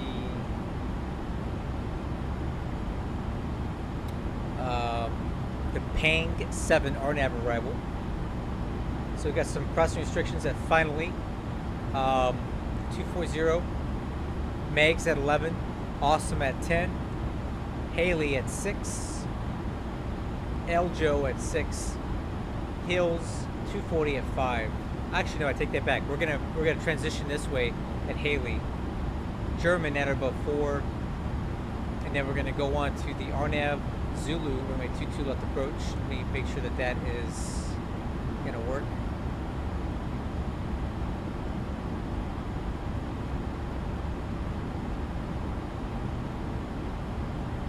RNAV Yankee. Okay, we can do RNAV Yankee. Why not? I'll change that.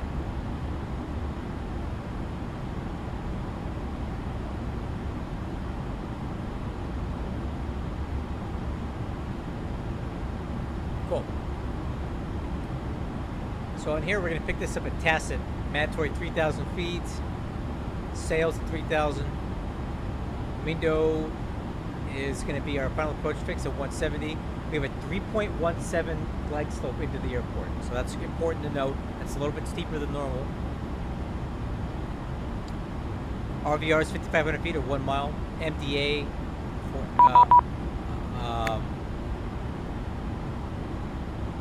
LNAV is 1020.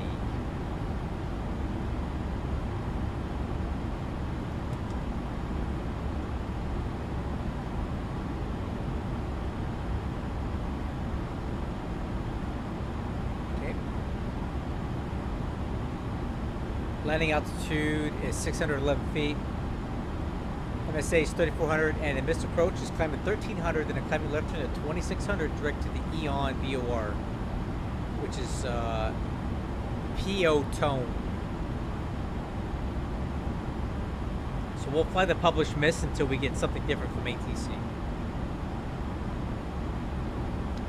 Okay, decision height, altitude is 1020 barrel.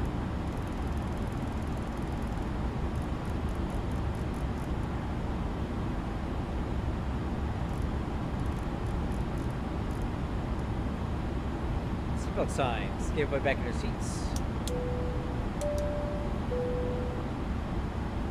And current weather information: Sierra, wind 1805, 10 mile visibility, clear skies, temperature 23, altimeter 3002.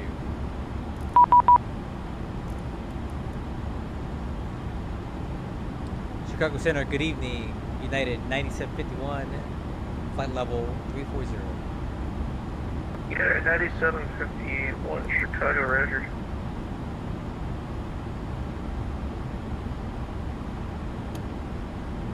Alright, so we're all set.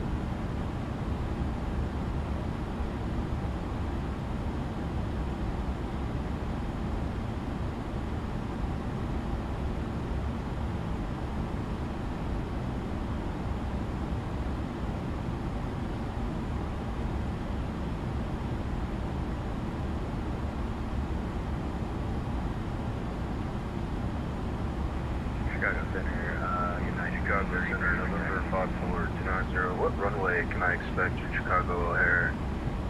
November 54290, you are a long way away to figure that out right now, so we'll do that later. Alright. Who else was calling? United 1030 over at O'Hare. United 1030, runway 28 right at November 5, taxi Bravo 1, November. 28 right, November 5, taxi Bravo 1, November, United 1030. Chicago, Redwood 119, ready for it. Yeah, it was 5645, I think, called for Charlie 2 right, November 5, follow United.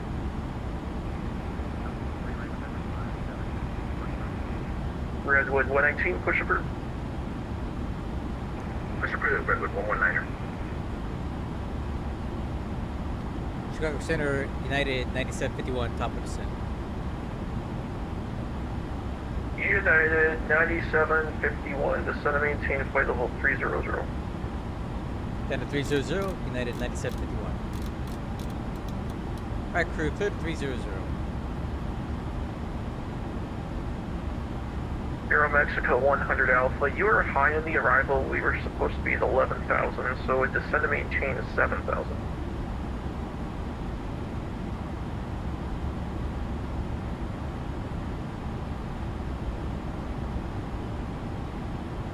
Aero Mexico 100 Alpha, descend to maintain 7,000. Descend and maintain 7,000, Aero Mexico 100. United 9751, cross Megs at 11,000, southbound altimeter 3005. It makes 11,000, 9751.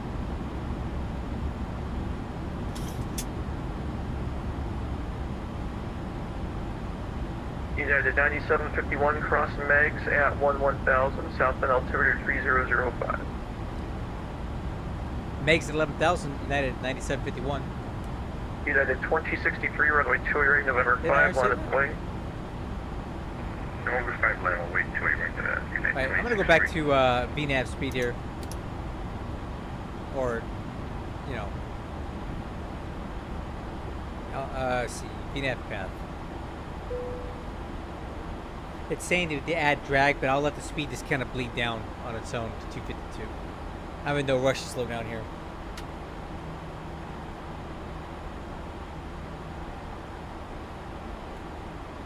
Southwest 1223, clear direct to Jerry.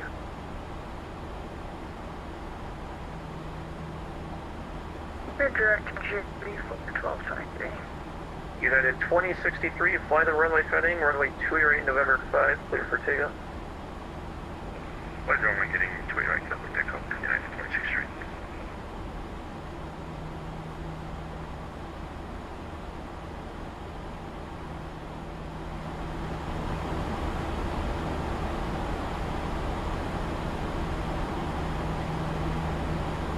Oh, here it is, Foxtrot, current altimeter 3002.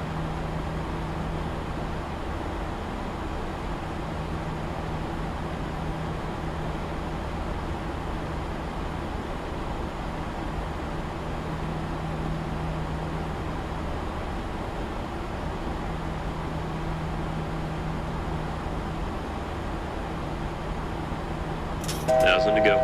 Checked. Alright, we're cleared to 11,000, by the way.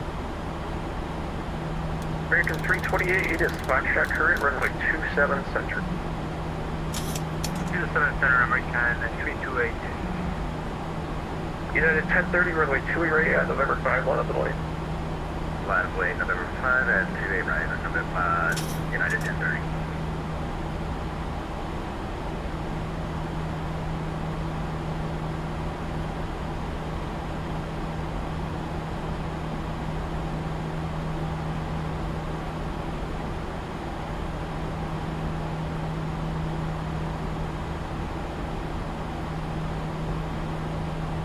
United 2063, turn right heading 040. Right heading 040, United 2063.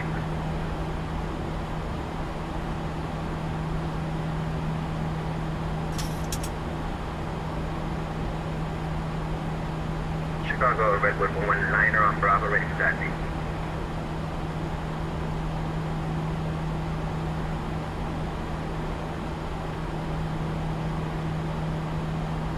Redwood 119 runway, correction 19 right, taxi via Kilo Echo, cross runway 31, cross runway 25 right.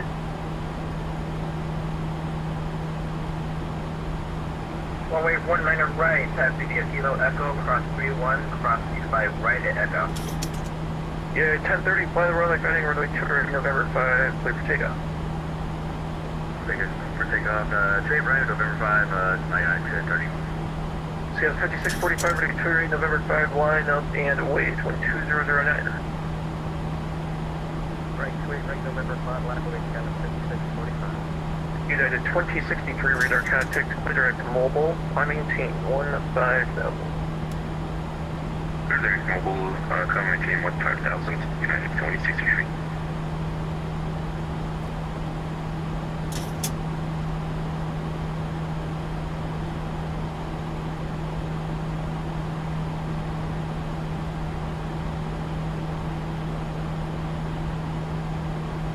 Alright guys, looking good. Speed's coming in on profile, down to 11,000.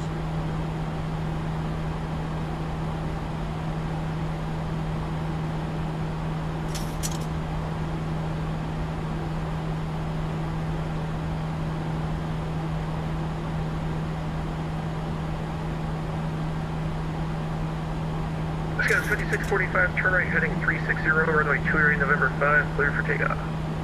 Right, range check 360, clear for takeoff. Right, and with 5645.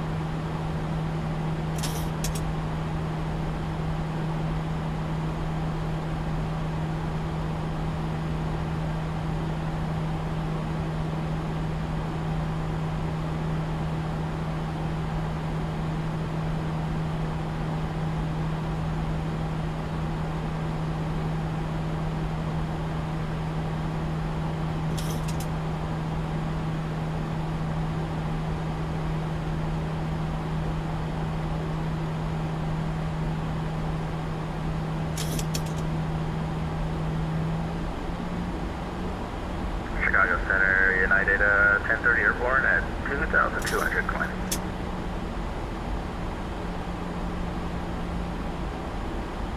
United 1030, radar contact, clear direct PQ, climb maintain 15000. Hey, retard, VNAV speed. Direct PQ, 15000, United 1030. Euro Mexico 100, Alpha to set maintain 4000. Hey, a little bit high on the profile now. We're autopilot's compensating. Mexico 100.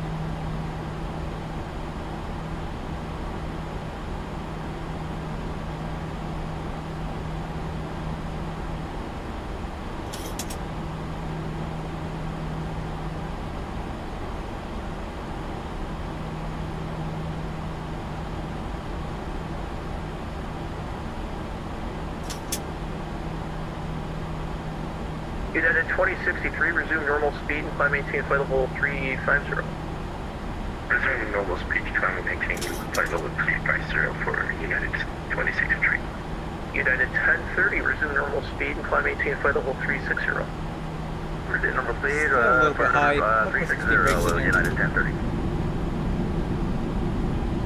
Scales 5645, radar contact, clear direct Nido, climb maintain 15000.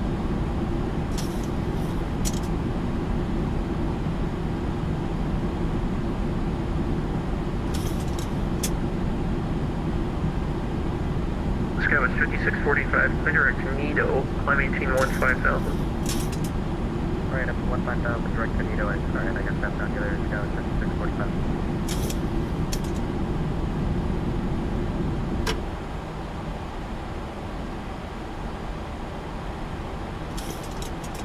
Chicago, Redwood 119er, short 19er right. Redwood 119, roger, turn left heading 090, runway 19er right, clear for takeoff. Turn left 090, 19er right, clear for takeoff, Redwood 119er.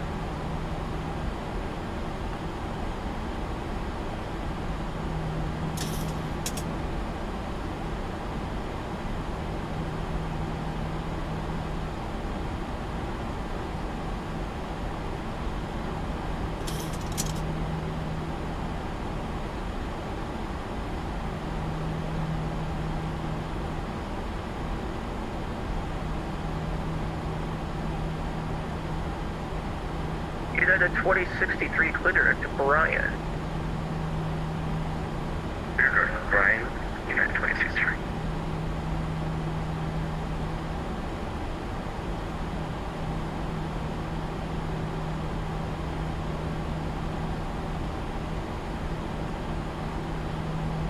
Aero Mexico 100 Alpha, turn left heading 360. 260 to the left for Mexico 1 source Alpha. American 328, descend to maintain 7,000. Down to 7,000, American 328. Scale is 5645, resume normal speed, climb maintain flight level 320. Alright, I'm at 320, normal speed for scale is 5645. Altimeters.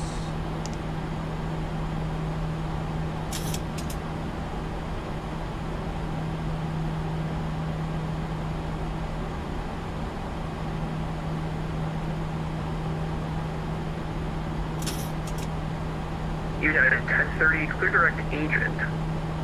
Clear direct agent, United 1030.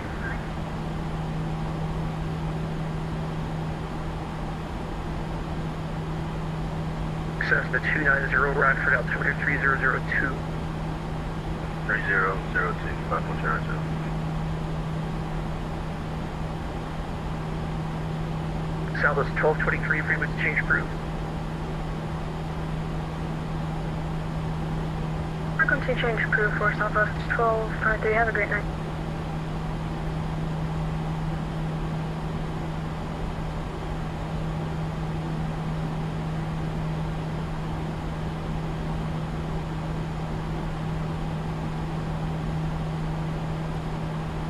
Scale is 5645, clear direct to Duluth. Alright, direct to Duluth. Scale is 5645, thank you. Redwood 119, radar contact, clear direct Squib, climb maintain 13,000. Direct Squib up to 13,000, Redwood 119er. Aero Mexico 100 Alpha, turn left heading 290, intercept the localizer. Left to 70 to intercept localizer for Mexico 1 source Alpha.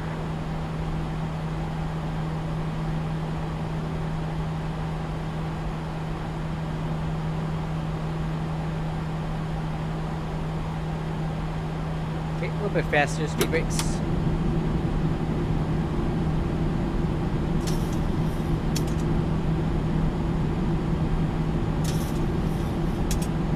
November 54290, the flight's 5 minutes away. Air 54290, cruise is request. Air Mexico 100 Alpha, you're 2 miles from Jumbo, cleared ILS approach, runway 27 center. Due for the ILS 27 Central, Mexico 1 source Alpha.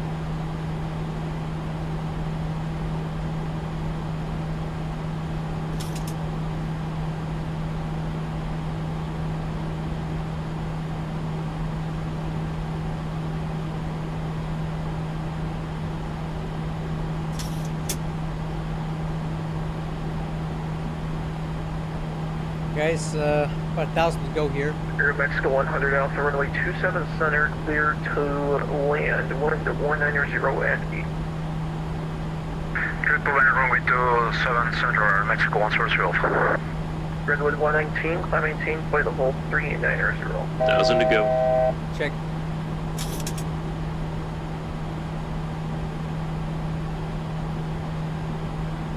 Redwood 119, climb maintain, flight level 390.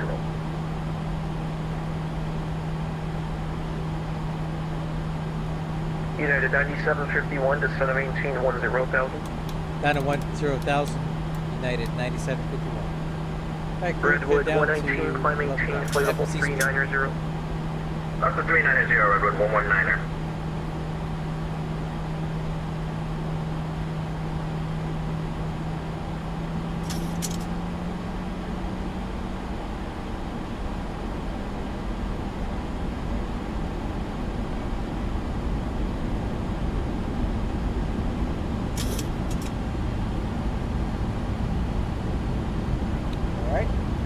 cruise here for just a minute, and then we'll head down to 10,000.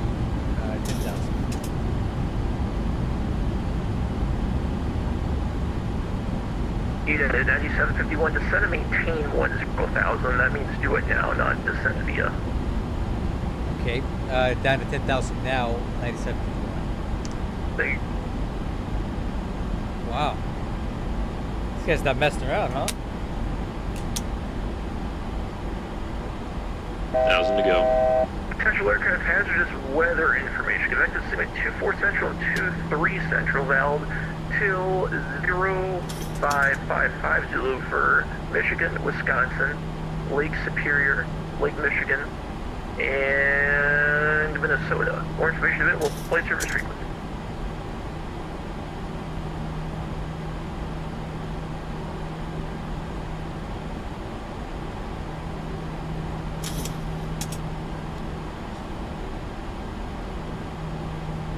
FMC speed 240.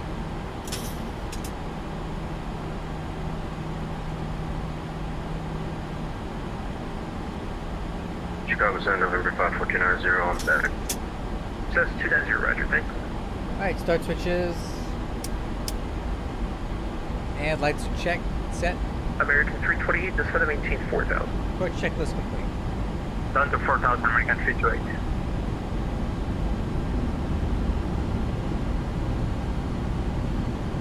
United 9751, cross Haley at 6,000. Haley at 6,000, United 9751. United 9751, ATIS Sierra is current midway. Expect the RNAV Yankee approach runway 22 left. Okay, got the ATIS, and we'll expect the RNAV Yankee runway 22 left, 9751. Alright guys, so again, the plan is we're going to do a flaps 30 approach. We're going to go around at 30 feet. Apply the published mist until instructed otherwise, and then we will come back and do a flaps 40 full stop landing at midway.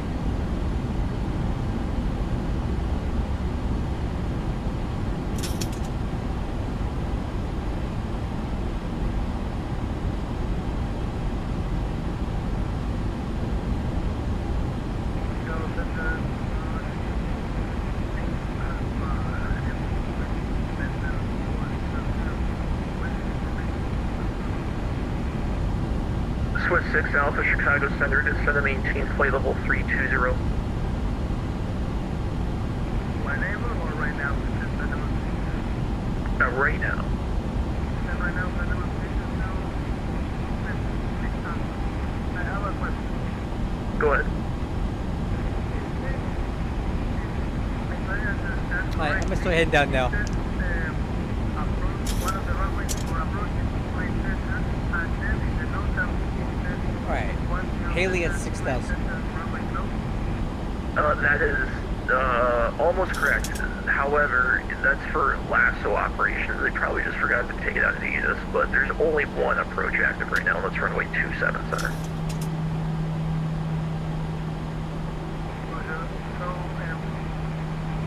as I understand right now, which runway should I expect for the arrival of Flight Center, right? Swiss 6 Alpha, you will have that runway assignment once you get closer to the airport. Okay, perfect. American 328, turn left heading 360. Left heading 360, American 328. Aeromexico 100 Alpha, turn left on Echo, hold short runway 4 left.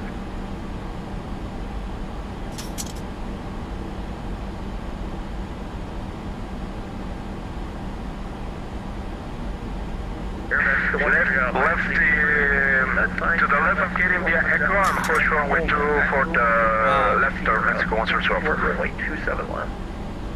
Correction, 27 left or Mexico 112. Anybody get any of that? Chicago Center, last ship is blocked by the Air Mexico. Say again? I don't know if you're using a different frequency, but the last transmission was blocked by the Air Mexico on this one.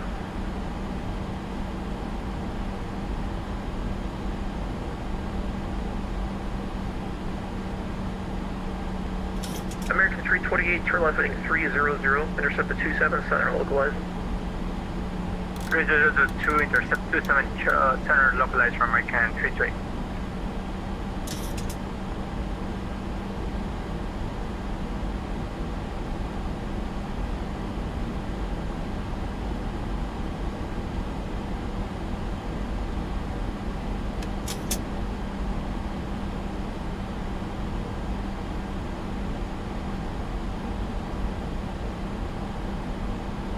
American 328, if you're 5 miles from Jumbo, maintain at or above 3,000, they'll establish. Cleared ILS approach runway 27 center. Jumbo 3000 or above onto establishment, clear for ILS 27 center approach from again 328.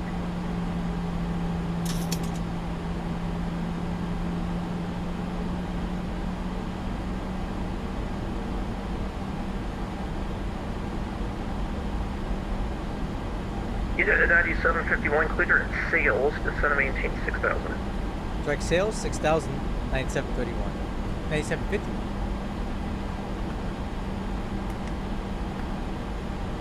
Alright, direct sales.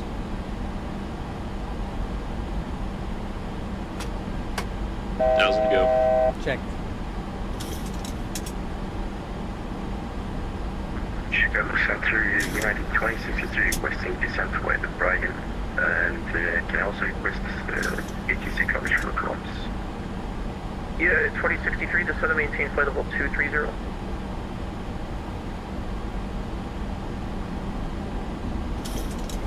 Descend and maintain flight level 230 for United 2063. American 328, you're established with the runway 28 center localizer. Turn right heading 310, intercept the 27 center localizer. Now established on the 27 center localizer, American 328. Negative, sir, you're on runway 28 center. Oh, you're right, sorry. So left heading 310 to 27 center. American 328, do you have the airport in sight? And from my airport inside, American 328. American 328, clear visual approach, runway 27 center.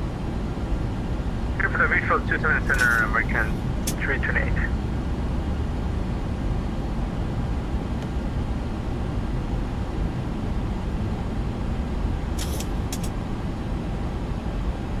Yeah, 9751, descend and maintain 4,000. That at 4,000, 9751. Alright, crew, 4,000. American 328, And have a runway new vertical 27 speed, 1,000 feet a center, minute. Clear down to 7 center, American 328. Aero Mexico 100 Alpha, cross runway 27 left. And Got here taxi just to in the right time. to your discretion. So first one's going to be a go around at low altitude, and the second one's going to be and continue to on this pressure on Mexico full stop 112. Oh, let me set the glide path from here. There we go. Chicago Center, Southwest 3323, level flight level 300. Southwest 3220, Chicago, roger, clear direct Haley. Alright, Haley, Southwest 3323.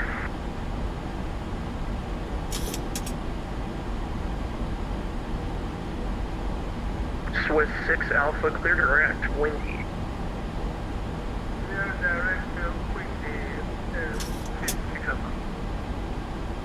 The sky was 5645, say altitude. Yeah, we're sending back to 320, the LDAV dazzle talking on this plane. 1,000 to go. Check. Southwest 3223, cross Haley at 6,000, then the midway altimeter 3002. Cross Haley at 6,000, cross altimeter, Southwest 3323.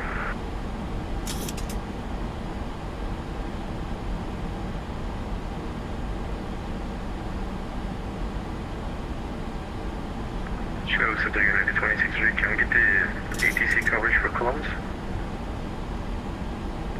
What do you mean by that, sir? Since there's no ATC in Columbus, can you, help me out? Act as an ATC there? No, I don't cover Columbus, but you're still in my airspace, so you still have to talk to me. Copy. 9751, you're 1 4 miles from Sales, crowd Sales at 3000. Cleared RNAV Yankee approach, runway 22 left. Okay, cleared RNAV Yankee 22 left approach at Sales, United 9751. Alright, VNAV.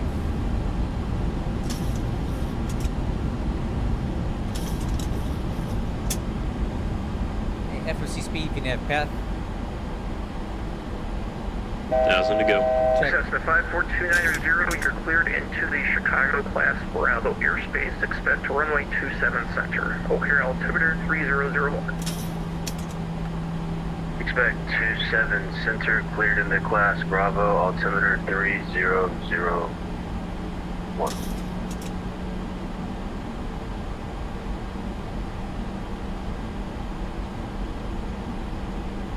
United 2063, Indianapolis, Hunter's closed, frequency change approved. Frequency change approved, thanks for the TC, man. See you. Swiss 6 Alpha, cross fire at 9,000, O'Hare altimeter 3001. Altimeter 3001, cross fire at 9,000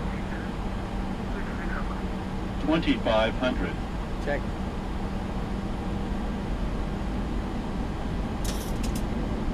American 328, just for your information, you landed on runway 27 left. Oh, no. No way, really? At this point, I don't know what to do. Sorry, yeah. American 328, you can taxi to the ramp at your discretion. Roger, our discretion, American 238. Get my number. Got a number for him to copy.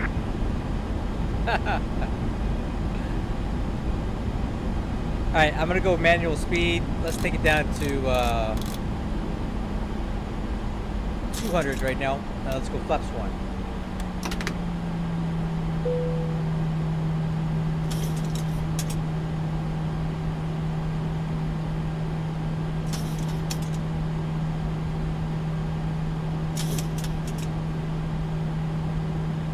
Redwood 119, frequency change approved.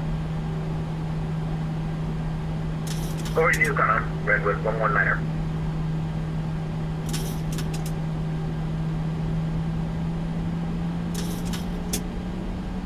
That trim goes a little bit loud. Let me adjust that. Trim wheel. That's probably a little better there. Okay, I'm gonna go ahead and dial down to United 1,000. 9751, runway 22 left, clear to land. Clear land, 22 left, United 9751. Alright, crew, clear to land. Alright, speed 180, flaps 5. Answer, Scout 5645, any transfer to early handoff. Scout 5645, frequency change approved. Have a good night, see you. Alright, over to the other Scout 5645. Calls check.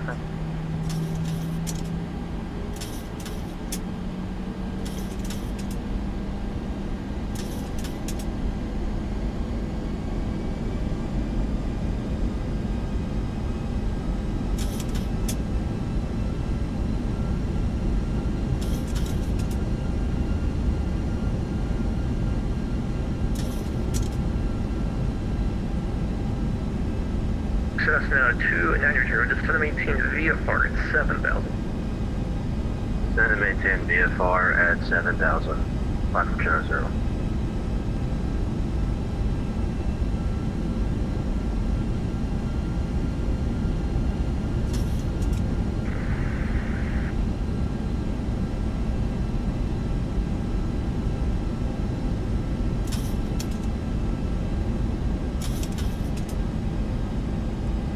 Alright, speed, let's start reducing the final approach speed. This is going to be 151.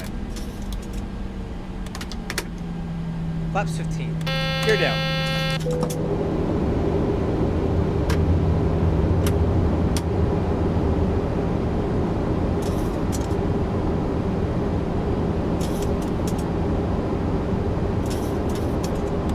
Flaps 25. It's Golf Colonel 33001. Flaps 30.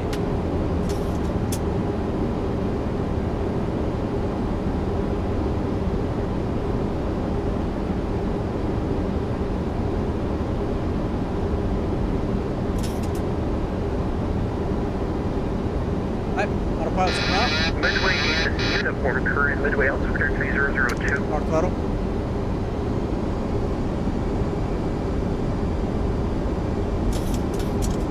Okay, landing gears down, spoilers arm, auto brakes max, slats 30, flaps 30, auto altimeter's cross checked, switch altitude, is set.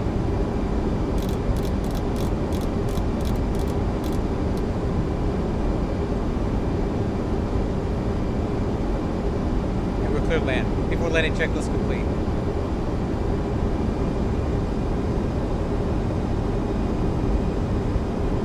Feet stabilized, miss approach altitude set. Ooh,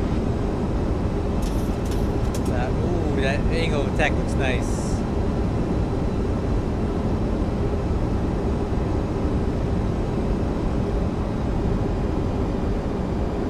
Alright, remember this will be a go around.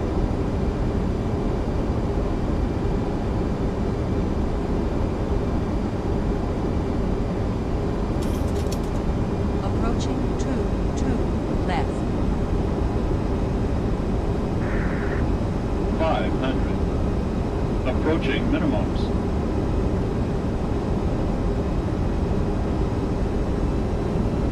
Minimums. Continue for now.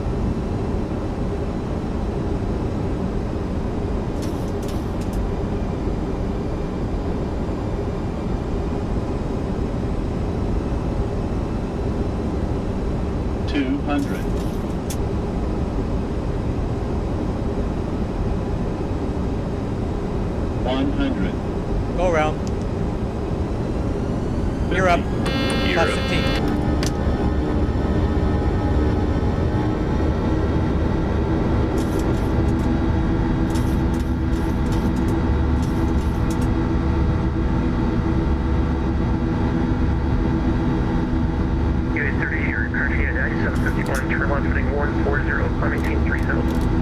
Zero 3000, 9751.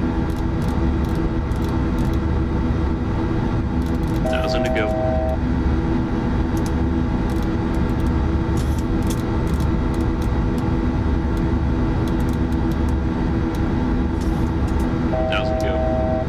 Command. Okay, flaps. 5.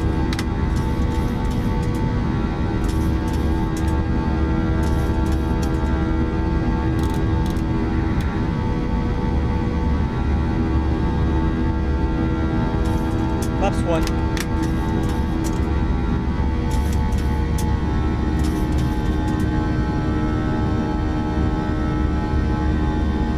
MCP speed. Yeah, 51, turn left heading 090 and see the reason for the missed approach.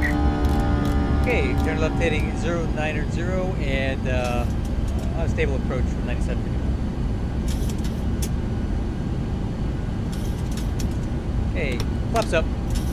It wasn't really unstable. I just wanted to see how the aircraft was going to feel at flaps 30, which was excellent. So what we're going to do now is we're going to do a flaps 40 approach. So let's run those numbers for that real quick. So we're currently at 140, let's call it 148.5 with that. So let's run it for 148.5, flaps 40. Alright, so we'll use max auto. Approach speed will be 145, so VREF 140. United 9751, it looked like you might have been tracking the RNAV Zulu approach. I'm not really sure, but if you're unable to RNAV Yankee approach, we can do that. Just advise. No, I can do that. That might be on operator on our end. We'll go ahead and resequence for the RNAV Yankee 22 left. United 971, Roger. You can expect that, and all of it turn northbound here in about, I don't know, 5 to 10 miles if you're ready. I'll be ready whenever you're ready. 9751. Okay. So, let's do VREF. United 1030, frequency change approved. 140. Change approved, United 1030, yeah.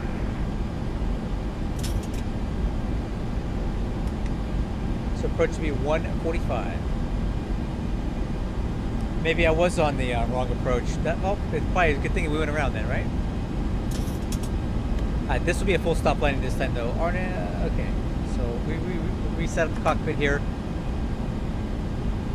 Recall. It's checked. Good for that.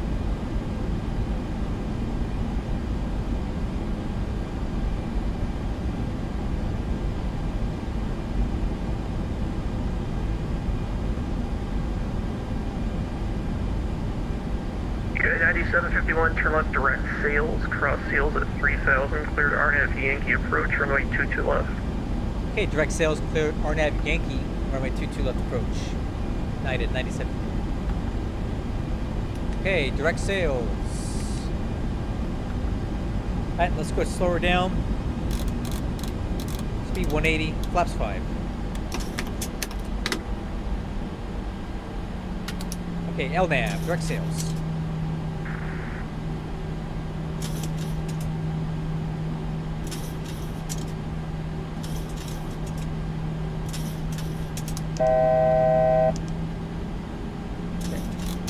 Speed 180.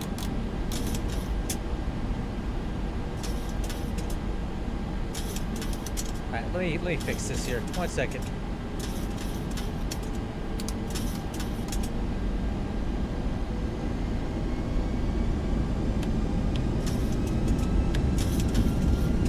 Southwest 3223, it is uniform current, expect RNAV Yankee approach runway.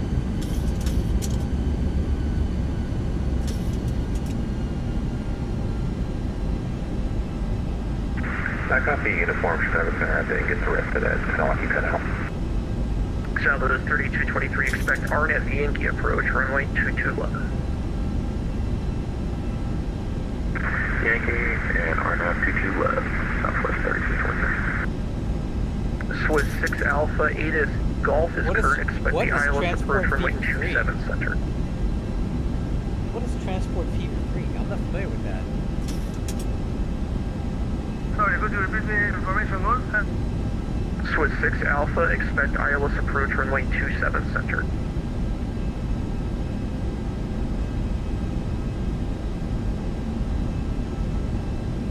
Alright guys, we're set up for landing here. Approach speed will be 145. Flaps 40. Swiss 6 Alpha, expect ILS approach, runway 27 center. Sorry, could you repeat it for 6 Alpha, information more and what else? Expect ILS approach, runway 27 center. I've never heard of that game. Sounds cool. Is it kind of like one of those tycoon games? You know, like Roller Coaster Tycoon, that kind of thing?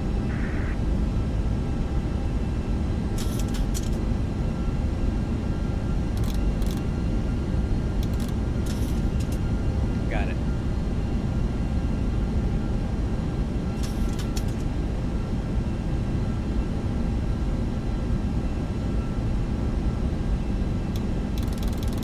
United 9751, runway 22 left, clear lane. Clear land, 22 left, United 9751.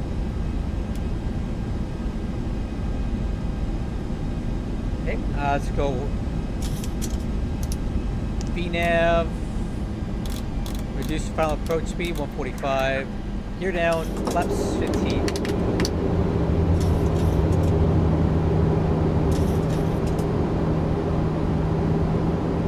Okay, landing gear is down, speed brakes are armed, auto brakes maximum. Holding for flaps. Flaps 25. Flaps 30. Flaps 40. Flaps 40 set.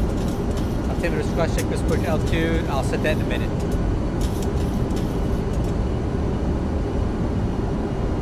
Okay, autopilot's coming off. Full stop landing this time, guys. Autopilot's off.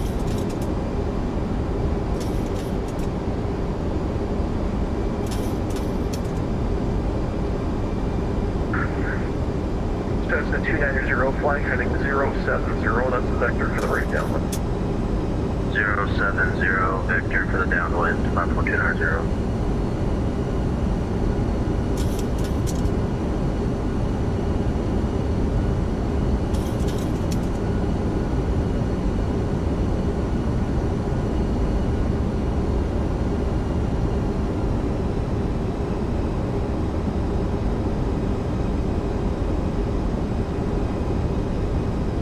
Raise the sight.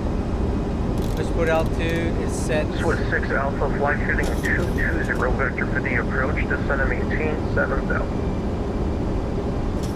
Flight heading 220 and descend and maintain 7,000. 50 Alpha.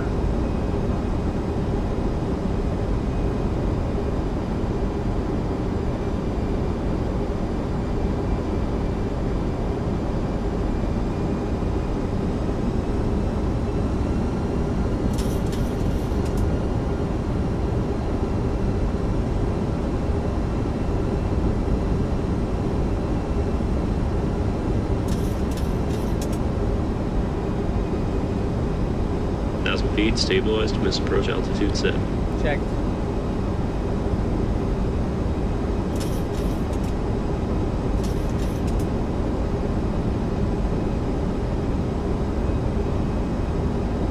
Cessna 290, descend and maintain VFR at 4,000. Descend and maintain VFR at 4,000, 54290. Approaching 2 left. Yeah, it doesn't fix when it's really broken on it though. I don't care about the visual stuff. I care about how it flies, and it flies like garbage. Cessna 290, will this be a full stop or a touch and go? 500. Approaching. This is going to be a full stop, and I just plan on exiting the runway and disconnecting. Minimums. Continue. Right.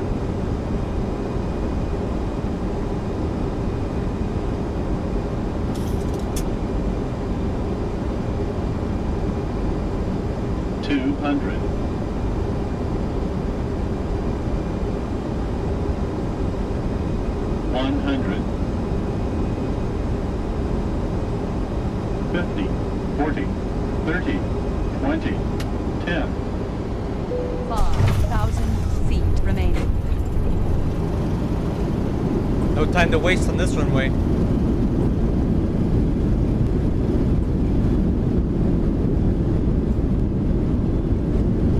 Knots. And you're braking.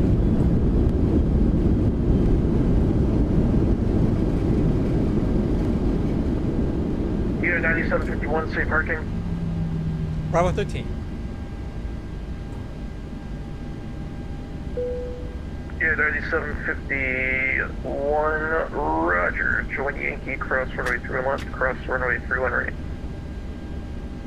Okay, join Yankee, cross 31 left and right. United 9751. A little firm, but I was just trying to get her down, guys. This runway is 6,000 feet long, so there's not a lot of room for floating on this. So I was going for touchdown zone here, which I got.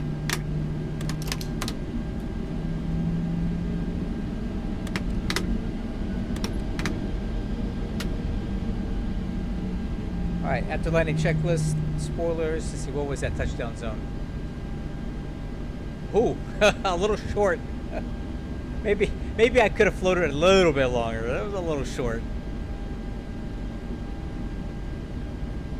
But we got to stop pretty quick, right? A little bit short, for sure. All right, auto brakes off. Wixer is off. Landing lights, we keep those on until we cross the runways. Approaching. Cessna 290, caution, wake turbulence. You're going to follow a heavy Airbus once again on final. Okay, APU, clock. Caution, wake turbulence. Stop, start switches. South 3223, clear on sales. Descend and maintain 4,000. Right. South down to 4, south of 3223. Yeah. 6 Listen, Alpha, descend and maintain 4,000. it was a little bit short. I was a bit shorter than I wanted to be, but this runway always gives me the heebie-jeebies, so I tend to want to land a little short, which I know is not 1,000 feet is where I was aiming for. It came up a little bit short, but you know, we definitely didn't go off the end of this with a big ass jet, so that's something, right?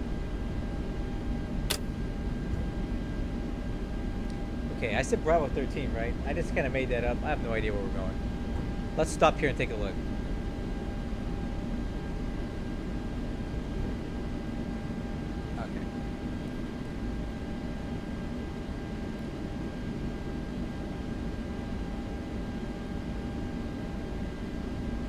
Okay. Yeah, Bravo 13 actually works fine. Let's go there. Okay, taxi lights are on, runway turn off on, strobe lights are off, engine start switches off, APU started, clock stop, stab trim, 5 units. At the land check.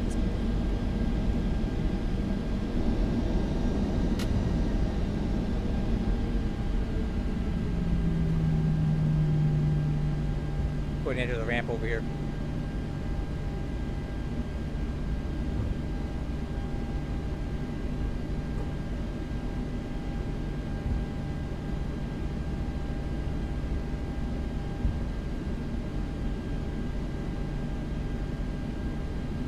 Bravo 17, Bravo 15. Cessna 290, turn right heading to 08 circle. Turn right heading 0805490. I'll use this gate. That'll work. Close enough.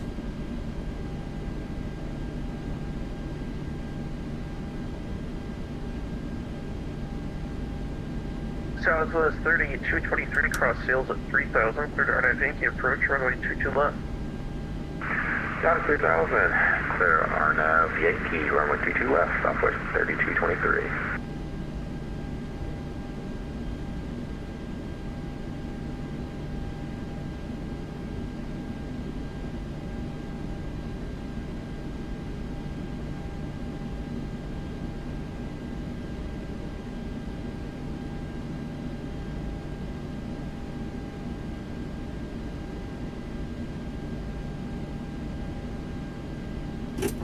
Brake set. Okay, parking checklist. Transponders Switch 6 off. Alpha, turn right heading APU 240, gens on. intercept the 27 center localizer. Okay, fuel cutoff. Turn right heading 240 and clear to intercept the 27 center localizer. The switch system.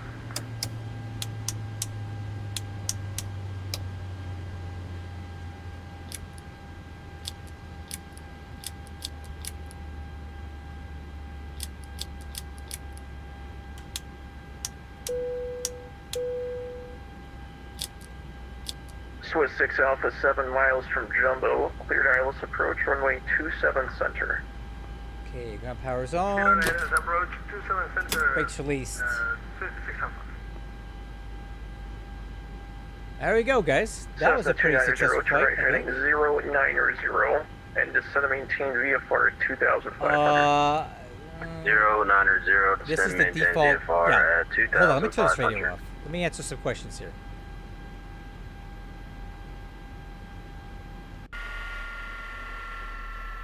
Yes, this is the stock Midway. I never invested in the other one because I don't fly here that much, but even at stock, this is pretty dang decent for an airport. I actually like it. So, takeoff was good. Cruise was good. We did an initial approach. I had the wrong approach loaded in. I think I had the RNAV Zulu loaded in because that's initially what I had planned for. I don't think I put the RNAV Yankee in. But either way, I wanted to do a flaps 30 approach. Go missed, come back around, do a flaps 40. My flaps 40 landing was a little bit short. That's on me. That's not the aircraft's fault. That was my piloting. We're about 700 feet short of the touchdown zone, but we didn't break anything. I don't think. Maybe some lights. But the aircraft looked really, really nice. I'm really happy with how this thing's flying right now. Yeah, so how would I feel about a cabin entertainment system?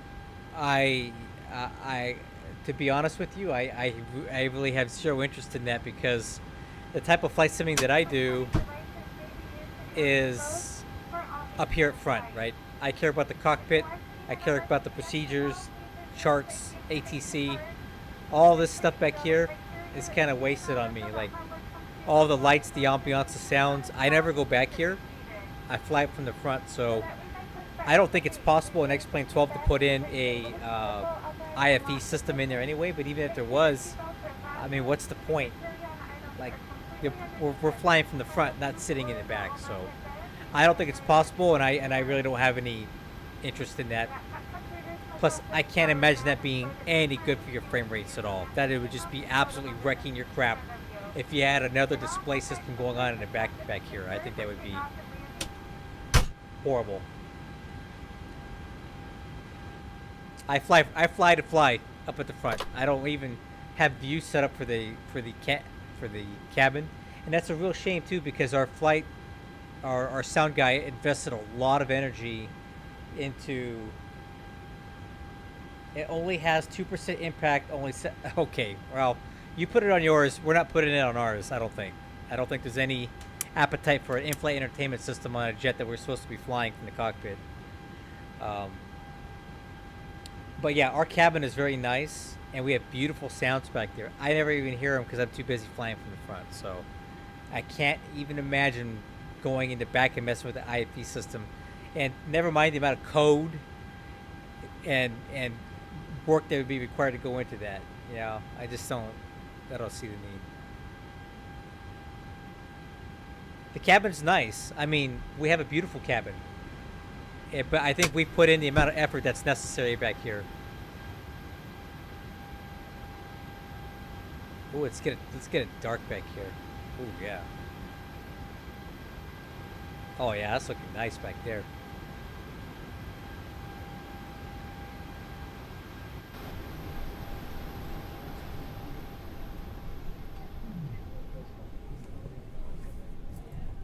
Hey, you guys want to hear an engine start from the back? It does sound pretty good. We'll do one engine start and I'll call it a night. So let's I'll save this view real quick and we'll come over here, fire up an engine, see how it sounds from back here. Alright, I'll save this view. Alright, let's see here. Okay, bleeds are AP bleeds on. Let's go ahead and start two real quick.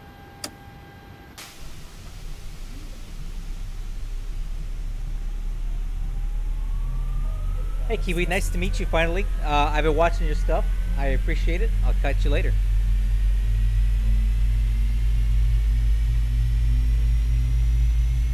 Yep, we'll do one. Alright, fuel on 2.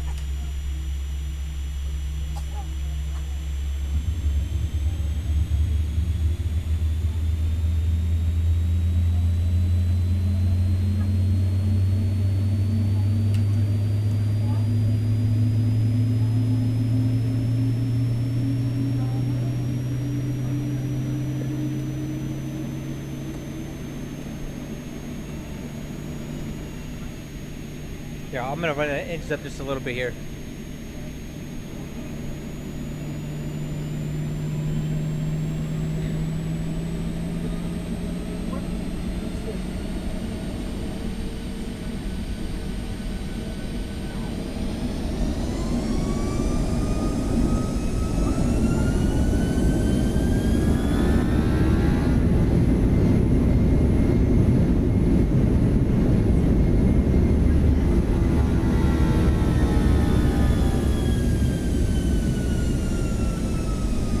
How about some reverse thrust? You want to hear that?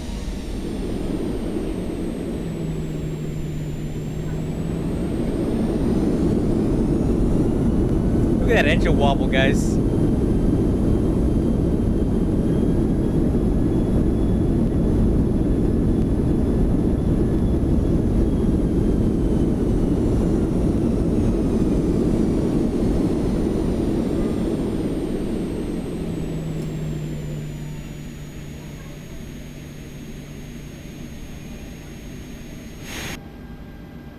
Alright, fuel off.